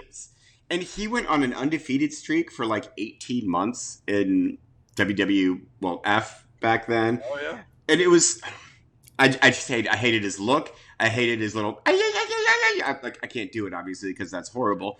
Right. But I hated his chops. Everything about him. Performance-wise, and I feel bad because in real life he was a lovely human being. I looked up and stuff. He was awesome. He was oh, poor Tatanka. I can't stand him. A name I didn't think I would hear today. Chop. Yep. I chop. All right, let's get to our top 3 now. Before you guys lose your mind about my third, there's a reason why. Okay. All right. The reason why I hate this guy because I feel like he owes me money. Okay. All right, boys, let's go back to 1997. Okay. WCW Fall Brawl was it was either in Winston-Salem, North Carolina, or Greensboro. One of the two. Okay, either way. I had tickets, really good Nitro tickets, for the Monday after the pay-per-view in Charlotte. Ric Flair was my man, right? Mm. Like, that's why I paid for the tickets, right? Well, the night before, Ric Flair at Fall Brawl wrestled Kurt Hennig. What? Kurt Hennig turned on Flair that night. Ah. The cage match. He slammed Flair's head in the cage. So when Nitro comes on, I'm like, oh, God. I watched Fall Brawl the night before. I'm like, oh, no. They're like, oh, yeah, we don't know the status of Ric Flair. I'm like, what? He's not going to be at Nitro? I'm like, pissed, right? Like, pissed, dude. 97, it's 20 couple. So I'm like super fandom. Like, Flair was God. You know what I mean? Still is. But, Woo! Kind of throw that in there. Yeah, so I'm at the old Independence Arena, the old Coliseum. It's called Bojangles, whatever now. But I spent some hard-earned money, man, to buy some great tickets to Nitro. Me and two other buddies went. So the pyro comes on to start the show, right? Right? And then so they start running the prepackaged stuff, and they're showing Hennig slamming Flair's head in that cage. Now, they were showing it over and over and over, and people were booing. We're in the hometown of Rick, right? We're supposed to see Rick in Charlotte, right? Like, right after a pay-per-view, this is going to be big. But, yeah, Hennig had turned on him the night before. Flair wasn't able to wrestle Monday Nitro. I'm still pissed. Kurt, you owe me $55 now. For my seat back then, which was a lot of money and gas. But no, I've always got mad at Kurt about that because storyline, yes, but I'm obviously it's not hatred, but storyline hatred. Like I had the best seats ever to see Rick. I actually ended up seeing him, really personal later, but yeah, I was pissed, man, legit. So it doesn't matter how awesome Kurt Hennig actually is. You're like, nope, I'm done with you forever. He turned at Fall Brawl, and I wasn't able to see Rick at Nitro. 1997. It was actually in September, I think. Today. So that's my number 3. Primo. That's what's amazing. yours? Yeah. My number 3. I don't so much hate the person because he's not really like this, but the gimmick that he was given, I hated the gimmick. I really did, and that was Eugene. Yeah. I just didn't like the whole making. They just looked like they were making fun of mental health, and sure they were. And I just didn't. That's Couldn't not do that cool, gimmick man. now. Yeah, I'd say that's not cool at all. We know who else hated that was Kurt Angle. Oh, Remember really? that when he came out and just beat the shit out of Eugene. Yeah. Well, and that's another thing too. Nick Dinsmore did kind of carry the gimmick on. So I think he did. Yeah, it is kind of a scummy thing. The whole gimmick is scummy. It's not something to laugh about. I never liked that. But yeah, so my number 3 is Eugene. He was actually on one of my maybes too. But then I replaced him with another one that seems so innocuous, but I've always hated him, Honky Tonk Man. I hate him. Yeah. First hated him. Yeah. First of all, in his stupid jumpsuit, he looks like a tube worm. Man. I hated his promos. I hated his stupid sideburns, his stupid curly Q. He couldn't sing. He was a terrible wrestler. Cool. He's bad, AJ. I'm just a honky tonk man. I'm cocky. I'm cool. I'm bad. Yeah, and do you guys ever remember when he would try and sing it live? Yes. But he couldn't play the guitar and he couldn't actually sing. And then he would actually mix up the Elvis gimmicks too, because he would dress like 70s Elvis, but he would come out with like Peggy Sue, and which is 50s Elvis. You goddamn idiot! What are you doing? Nothing made me happier as a kid than when Ultimate Warrior came out and squashed the shit out of him to win the IC title from him. Yeah, the match was shorter than his entrance. Was he the one that hit Jake Roberts with the non-gimmick? I was going to bring that up. Yep. Jake Roberts still has real life heat with him over that. Yep. Well, and yeah, he's a terrible person in real. Like he thinks like because he was the honky tonk man. Like I remember my brother used to work for like a game shop here in town. They have like board games, all that stuff. And the honky tonk man was supposed to make an appearance at the shop, but he was such a prick and he like backed out of it for some reason because. Like, I guess, like, there was going to be someone else as a guest as well. And he's like, no, I'm the honky-tonk man. All this is allegedly, by the way, because I don't know the full story. Right. But this... It's like a Sid Vicious story. Every Sid Vicious story. Yeah. I had to play softball. I'm just a honky-tonk man. It's a honky-tonk man. Awful. Yeah, good one there. All right, so let's get to our top two. So let me talk about top two here. My number one, I really hate like gimmick and outside of life, but my number two is basically just gimmick because, I'm everybody that knows me knows I'm a Charlotte guy. Okay, I've never gotten it about Becky Lynch. People get it about her. I've now this is wrestling. Okay, outside of the ring, I don't know, whatever. You know what I mean, but. Inside the ring, like I've just never been a Becky fan. I've always thought she's plain. She can wrestle her tail off. I give her that. But as far as gimmick wise, just this, kind of, I'm a badass. At least Charlotte pulls the queen gimmick a little bit. I don't know. I've just never really liked Becky Lynch. I understand she's good for wrestling, but personally, I think she's bland. Unless it's, I would almost turn the TV sometimes. But wow. See, I knew you didn't like Becky, but I didn't know you disliked her that much. Yeah, I just I don't know. I just haven't seen it like other people have, and that's okay. Everybody's got their favorites and all. But yeah. And sometimes people's opinions are wrong. True. Like yours. She's now over. She's over, and she's gotten herself over. The whole man gimmick, has clicked and worked, but I don't get it. That's me. You are incorrect with your opinion. Becky Lynch is amazing. I'll hear nothing of the sort. My number two, I never really liked him, and it just seemed like a dick both on screen and off. There are only two times that I ever liked him. One was when he returned from his neck injury and actually like went to war with Brock Lesnar. And then the other time is anytime he did the Alabama Slam. And that's Hardcore Holly. Yes. He is a dick in real life. Didn't like Sparky Plug either. His alter Sparky Plug. That was awful. He was like a race car driver or something. Ted Trier just said. I was about to say something very inappropriate. He had checker flag on his tights, man. I'm like, oh, God. Sparky Plug.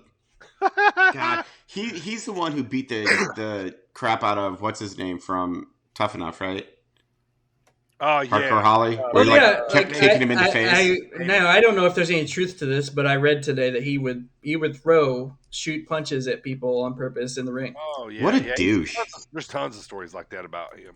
Yeah. He was one of the badasses there too, for sure. I could definitely see that. I actually seen him wrestle in LaSalle. He wrestled.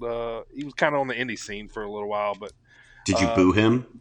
You should have. I don't think I did.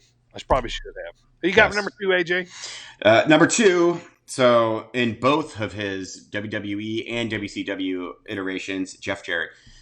J-E-double-F, J-E-double-R-E-double-T. Shut the fuck. Oh my God. And he does that stupid, like, here, I have two fingers. And he had like the collar get up with like the straps. It's very Karrion Krossy. And his stupid poodle blonde mullet. Oh, so that was bad enough. And then he went to WCW, and I don't understand why he was always either held the belt or was around the belt. He had that stupid guitar that had like the farty pyro that came out of the top of it. Yeah. He called everyone slap nuts. I didn't get it. I never understood any of his appeal ever. Like, he would hit people with guitars, and after they farted out some sparks. And like his whole wait to be home with my baby. I hate, like, in the WWE, I hated him enough just because I thought his stupid dance and his stupid gimmick was stupid. That's how many times I can say stupid in one sentence. Stupid. It's so stupid. And then in slap nuts, it's like, I Vince like Russo. that. So, yep. And his guitar. All right, so we're up to all of our number ones. Do you guys have any honorable mentions, real quick? Oh boy, yes. Yeah. Just rack them off real quick. Alberto Del Rio. Again, Brutus Beefcake. Don't know why. Always hated him. We talked about this one actually. Hulk Hogan could be on the list, but there's reasons for him that he can make it. Yep, and I also had Val Venus, but then I decided I don't actually hate Val Venus. I like hating Val Venus as a wrestler, so he doesn't count. Primo, did you? No. This was actually a hard list for me to come up with. I don't dislike a whole lot of wrestlers. Ooh, I'm about to get some heat, I think. All right, let me toss out some real quick. All right, so Marco Stunt. Yep. I hate Cena because he's so damn perfect. I love Cena. Paul Jones, y'all don't know who he is, but he was Pistol Pez Watley's manager. Hated him too. You've been carrying like a lifelong. This is Gretsch. Yeah. These guys that aren't even around anymore, they're just like, well, fuck me. He cut Mr. Bojangles' hair or whatever, like Boogie The Boogie Woogie Man. He cut his hair. A Hate him for couple life. here at the end, I want to talk about just Cody's talking about him lately. I didn't like Mark Henry either, so we talked about him. But here's one I think we can all agree on: the Great Khali. Like, Oh my God, yes. Oh, yeah. good Lord. Yeah, actually, All he should have made my list. Yeah. right, boys, let's get to number one. I've never liked this guy. Like when they first signed him, I'm like, oh, he's got a great look. I kind of knew a little bit about him already. I hated every kind of success that he had in wrestling. He's a piece of crap. It's very well known. He's a piece of crap outside the ring. My most hated guy is Alberto Del Rio, man. I never have. Not everything that's happened outside the ring. Every time he returned, I turned the channel, man. I hated everything about Alberto Del Rio I too. just felt like he didn't deserve anything. He had potential, man, but I just think he's a dirtbag. I just didn't think he was a good person, right? Yeah. He also had the worst, most contrived finisher in the history of finishers, where he would make the people hold on to Sorry, the, Jet Dryer. Stop. I know. Loved it. You are incorrect, sir. Right there it is. It wasn't a gimmick. There it is. All right, Primo, number one. So, my number one, you never thought a Texan would be on my list as Ooh. number one. But we'll go to 5-1 real quick. Nasty Boys, the entire Spirit Squad, Eugene, Hardcore Holly, and my number one. It's a well known that he is a locker room bully, and real life bully to a lot of younger people. If you ever read Justin Roberts' book, he bullied him too. But JBL. Yeah, JBL. And now I did like as far as his gimmicks go, like as far as the person, maybe the actual person may not be so bad, but as a co-worker in the wrestling business, he was a shithead. Sure. Also, his gimmick as Bradshaw, with the APA, I did like that.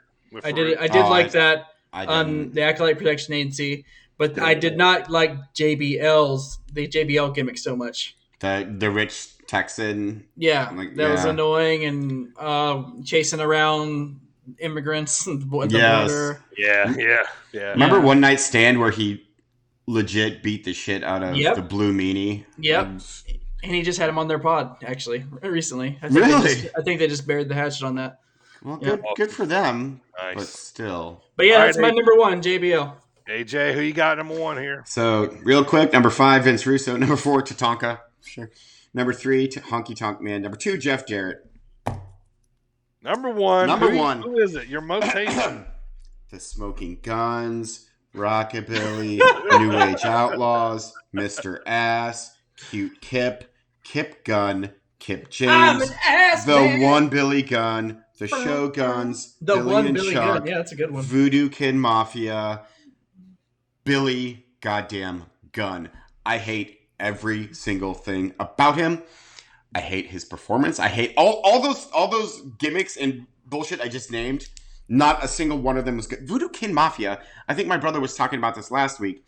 They were misogynistic baby faces. Like their whole entire thing was like slut shaming Christy Hemme. Like that was their whole face gimmick was. Yeah.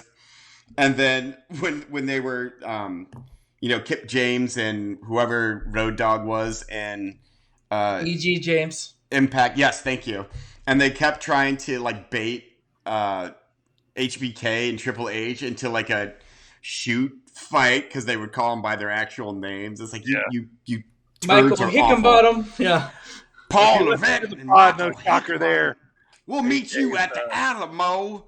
Like go get fucked. Like, oh my god. I'm gonna get you a nice little cameo from Billy. I Gunn. sure am. One of these days, I am totally going to get Billy Gunn to Give me a nice cameo you. Christmas present from me to you. Yeah. Mr. It is Ass, going to are be you the best kidding me? episode ever. Mr. Ass, that was a gimmick. Cute Kip James. How are these the Shoguns? That's the and he dropkick discussion.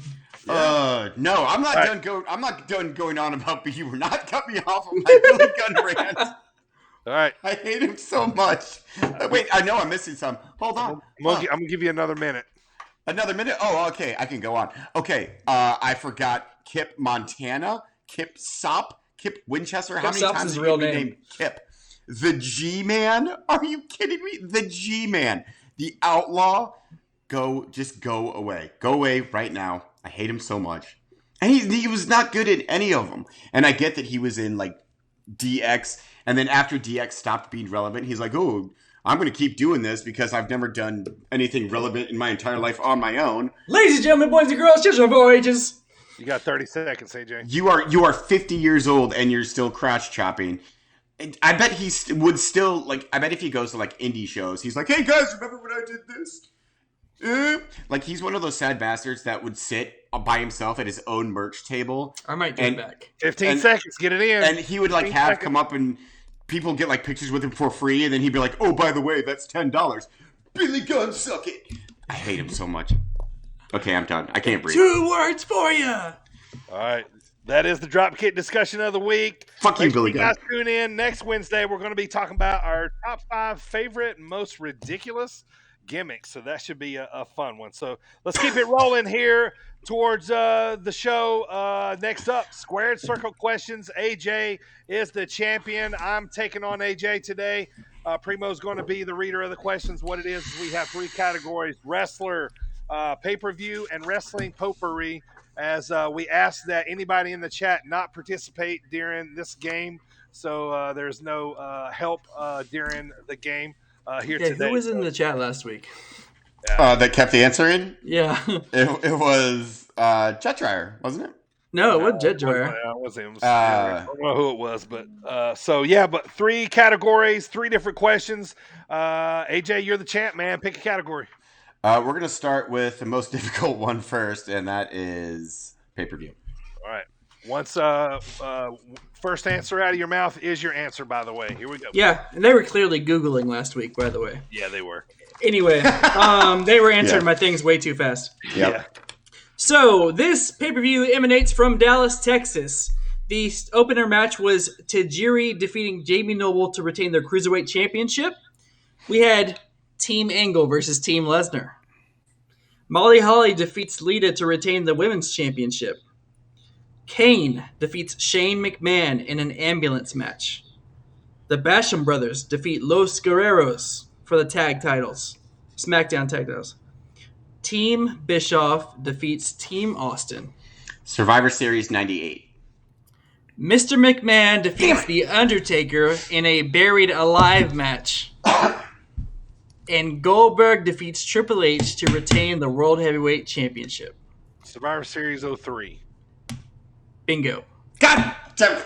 I should have waited for the stupid Goldberg You match. answered wrong. I was taking all the Yeah, there was a couple hints there. Basham Brothers, they were early 2000s. Yeah. Team Lesnar. Team Lesnar. Yeah, after I said 98, I was like, well, nope, that's not right. Yeah. All right. By the way, my team potpourri was going to be, this isn't it, but it was going to be to name all 5 members of Team Lesnar because it was the biggest team ever assembled. Like weight-wise? Yeah. Yeah, it really was. Yeah. It wasn't my potpourri, but in case you're wondering, it was Matt Morgan, Nathan Jones, Big Show, Lesnar, and A-Train. I could have named 2 of those probably. A-Train. All right, give A-Train. me. Let's do wrestler. Wrestler. All right. He was born May 11th, 1974 in New Haven, Connecticut. He's billed out of Allentown, Pennsylvania. Trained by Afa of the Anoa'i family, debuted September 11th, 1994. His real name is Peter Gruner. He was once legitimately injured by Shane Douglas. Once legitimately injured after Shane Douglas hung him with a strap during their strap match. He was a member of Raven's Flock, the Filthy Animals, and the New Blood. Billy Kidman. Bingo. Nice. Woo! He was married to Tori Wilson, a 7-time cruiserweight champ, and he made the Shooting Star Press popular. Yeah, He did it. He did it wonderfully too. Nice. He had a very pretty shooting star press. Yeah, he did. Yeah, one of the best ever.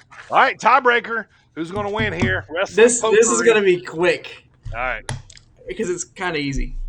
Good. Just shout it out. Whoever shouts it out first. Wrestling Potpourri. Who was the original 4th member of Evolution before Batista? Oh God, he was just on. Why am I drawing a blank on his name? He was the original 4th member of Evolution in the enforcer role instead of Batista. I just saw this literally like yesterday. No idea. I can't think. Chris Canyon. That's not it. But That's wrong. Okay. Yes. Yeah, I'll say, don't say. I'm going to at least throw out a guess. Originally 4th member of. Not Batista? It No, was originally the enforcer role instead of Batista, yeah. Yeah. At the time, Batista was doing the Rev thing with Devon. No clue. I don't even have a guess. Like, It was Randy Orton's good friend, Mark Jindrak. Yes. God. Oh, yeah. See, like I remember him, know who he is, but barely. And the reason they didn't go with him was because he was with Garrison Cade and Jindrak. I remember the tag team. Yeah, and he was a good talent. But Right. him and Randy were good buddies. But Triple H didn't want him to be in the group because he was immature, and they felt he was holding Randy back. I seriously just watched something about that like 2 days ago about how Evolution dropped him pretty quickly after he debuted with them. So it's a tie, 1-1. Well, AJ still champ, retained. So Retained. we'll bring that back Champions probably advantage. in about 2 weeks. Yep. So champions advantage. Congratulations, AJ. Another square questions under your belt here. All right, today we got Promo School is a quick little 1 minute promo. Kurt Hennig from 1991. The promo is called "He's Good and He Knows It." With your third most hated wrestler. Yep. For slamming Ric Flair's head in the cage. This was still in WWF time. He was the Intercontinental Champ at the time, and he also had Coach with him. So funny here. Check it out. Coaches in the United States wish they'd have a specimen like you on their team. How many coaches out there do you think would love to have you on their side? You know, Coach, you know what my problem is, if there's any? That problem would be that I'm good and I know it. And you know, you talk about all the other competition in the World Wrestling MJF. Federation. This belt is what makes me different.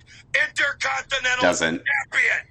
You want to talk about intensity levels? You want to talk about men that go out of their minds? You want to talk about men that have power and have strength and have speed and have brains and have been coached? And you can only be talking about one man. That's Mr. Perfect. Like I love Mr. Perfect, but one of my like when I go back and watch like old Mr. Perfect like promos or anything, I like looking for mistakes that he makes because he's supposed to be Mr. Perfect. Yeah. Like this is how nerdy I am because I'll be like, you messed up that. You messed up, not so perfect. And like all of them are mostly all of them are like mostly the same too. They always end up with, because I'm simply perfect. I'm absolutely perfect. But that was awesome, man. When he had Coach with him, he was good heel tactic stuff. So it doesn't make him different. Like there had been like 7 other Intercontinental Champions before him. Like you're in a group of 7 at the very least. So let's get love you, towards the end of the show here, boys. We briefly talked about it early. Wrestling is going to another level right now. All Out is the pay-per-view of the year so far, possibly 5 to 10. Man, it is awesome.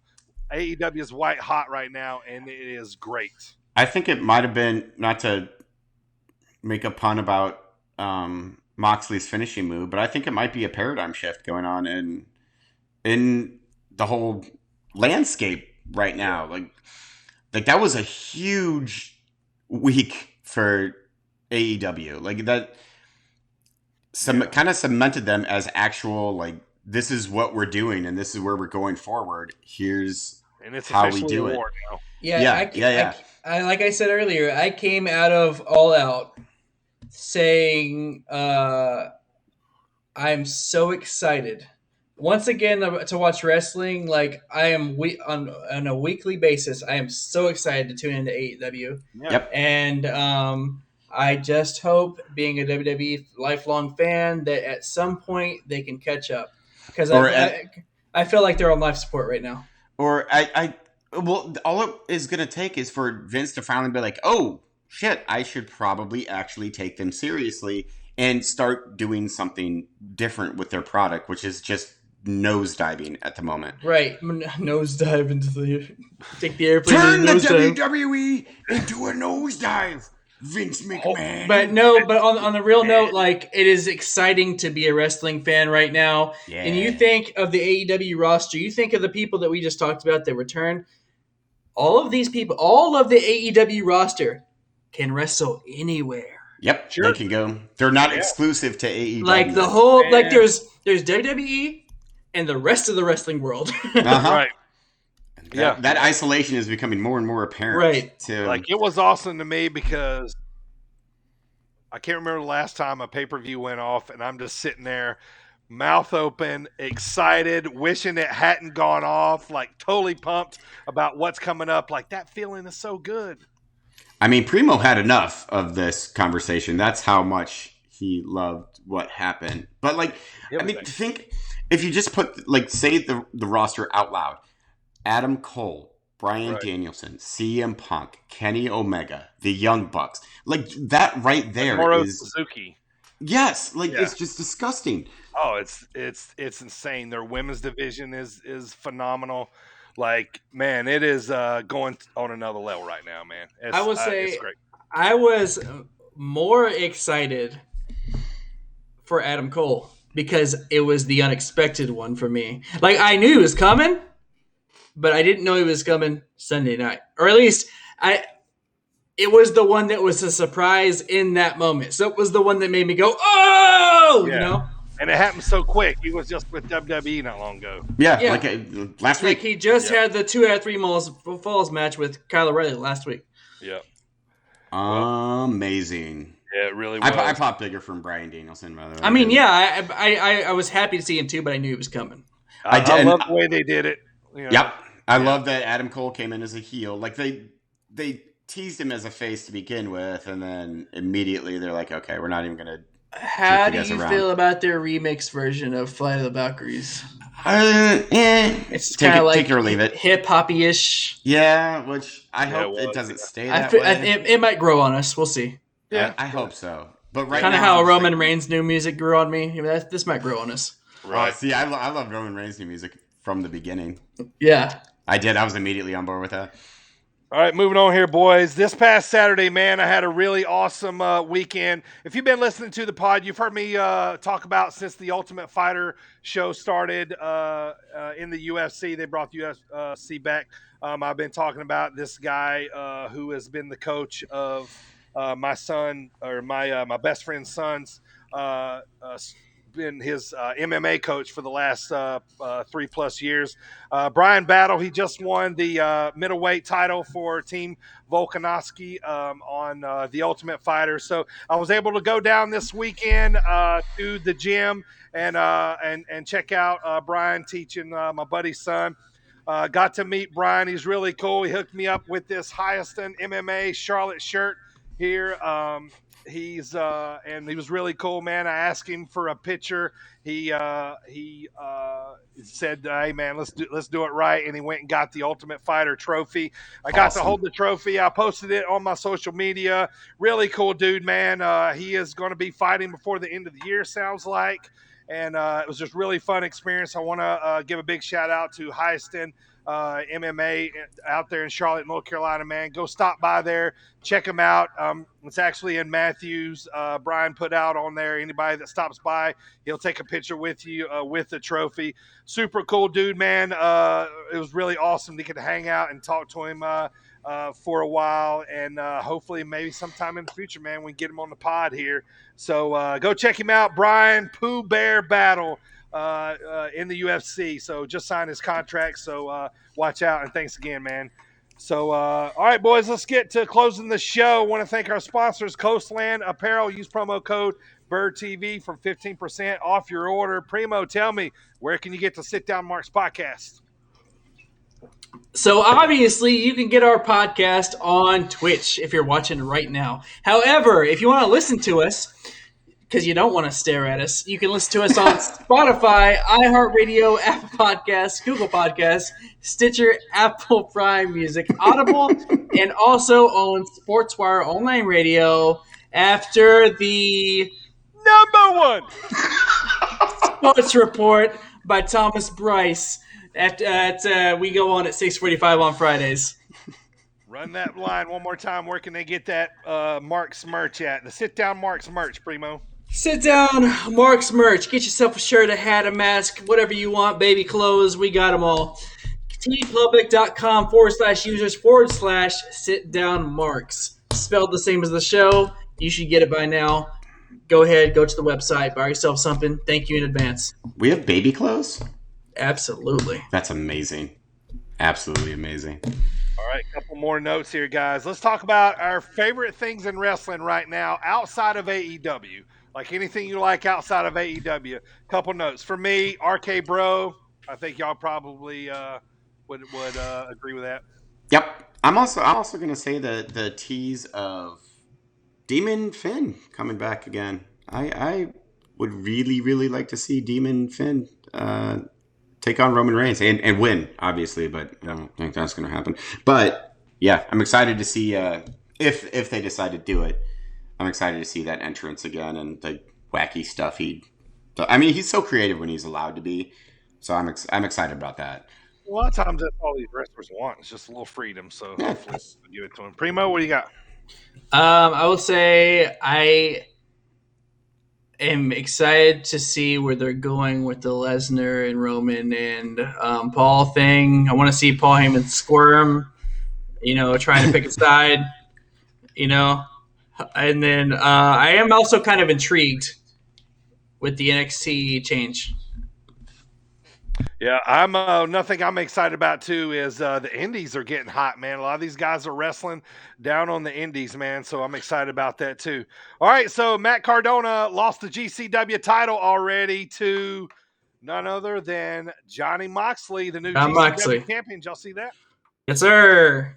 That spinner belt didn't last long, did it? It definitely didn't, man. He was hot, and now he lost it already. Man, tough time there for our boy. Now we're heading towards a Moxley Nick Gage match. Yep. How awesome would that be, though? It is. It's happening October the 9th in Atlantic City, New Jersey. That is going to be disgusting. That is going to be a disgusting That's match. like 2 hours away from me. Primo. Yeah, I was going to say the same thing. Pizza cutters galore. That'd be a terrifying show. Yeah, I don't know if I would want to see that live. Yeah. All right, guys. Also, it would be wild to see live. Like, might make me worthy, but I'd want to see it. So, also,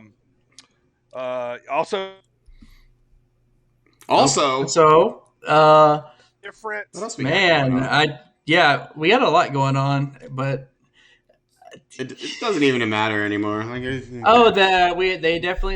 had the Charlotte and Nia rematch this week. Then they ended up not beating the crap out of each other. Yeah, they ended up actually for once. Yeah, they were behaving in the ring. So I don't know why they didn't behave last week, but this week they decided to behave. I mean, and then you have Jeff Hardy chasing after the 24/7 title. We cannot forget that, because that's a thing that is happening currently. It is black eye in the wrestling industry right now. Yeah, I mean, first of all, we finally found out that Jeff did wake up. He did wake up. He woke up under the lower card. Yes. He did. He woke up and he's like, "Oh God, how long have I been?" He's like, "Oh no, I'm in kickoff territory now." Yeah. Not even kickoff. He wasn't even in the ring. Next week we got 2 pods coming at you. Monday we got an extra special interview. We're going to be doing live on Twitch next Monday. So that episode will drop right after. We talked about it, but we're going to wait and drop a little bit of excitement later on in the week. And then next Wednesday will be our normal podcast as usual. So this coming Monday, we are looking at we're going to possibly have a former WWE superstar on for an interview. So looking forward to that. Make sure you guys tune in for that Monday and Wednesday next week. AJ, that's going on Monday. What's going on Wednesday next week? So Wednesday next week, we will do our usual recaps and all the good stuffs. And like you said earlier, dropkick discussion, which I'm super excited to talk about, is worst gimmicks. Be a fun one. That's going to be awesome, because there are so many stupid but amazing gimmicks that we can talk about and basically make fun. I just want to make fun of. I want to make fun of the Christmas creature. Is the whole? I'm not even going to put Christmas creature on my list, but that's a good example of the nonsense. Gobbledygooker kind of stuff is what the original dentist. The original Dwight Yankum. Yeah. Isaac Yankum, Sir Isaac Yankum. Who's Dwight Yankum? Oh, I was thinking Dwight Yoakam. Dwight Yoakam. Wow. He ever walked streets of Bakersfield. He was a dentist in his free time. So yeah, got 2 pods next week. AJ, before we get here, I got a little side note for you. I thought about you this weekend because well, you're just a beautiful man, and obviously. What I was thinking was I was watching Georgia Clemson, and I thought about you because Georgia Clemson football game. Okay, sports ball, very important. Yeah, football. Yeah, so the Georgia football team was the defense was calling themselves the Junkyard Dogs. Yes, you're kidding me. They got to come out to grab them cakes, or that's not doing it right. No, you know what I'm saying? That is a missed opportunity if they don't. I don't care. They got to come out to this song, man. That's why I posted it today on Twitter to put it in the universe. I don't care if it's times appropriate or not. You have to. If you're going to call yourself the Junkyard Dogs, how can you not come out to grab them cakes? I mean, get your shit together. University of Georgia, right? They're the Bulldogs. Yep. Look at me with sports things. That's right. All right, we're going to finish up the show today. Make sure you stay tuned to our social media coming up for that big interview on Monday with a former WWE superstar. For my lovely co-host, the real heel himself, Primo Silver Fox. Good job today, sir. Thank you. Thank you. The man, and just want to acknowledge you here before we head out. I'm glad the head of the table. Me. AJ, thank you, sir, for your services today. Appreciate it. I'm Sir Murderhawk bowing. Welcome, Undead. It's the end of the show. You missed it. I know. All right. Well, it is snuck right in there. I want to thank everybody for tuning in today. We really appreciate it. We'll see you guys next week. 2 big pods next week, man. Can't wait for that interview on Monday and then a regular pod on Wednesday. So we'll see you guys next time. AJ, take us home. And grab them cakes. That's not how the song goes, but I forgot how it went. Grab them cakes.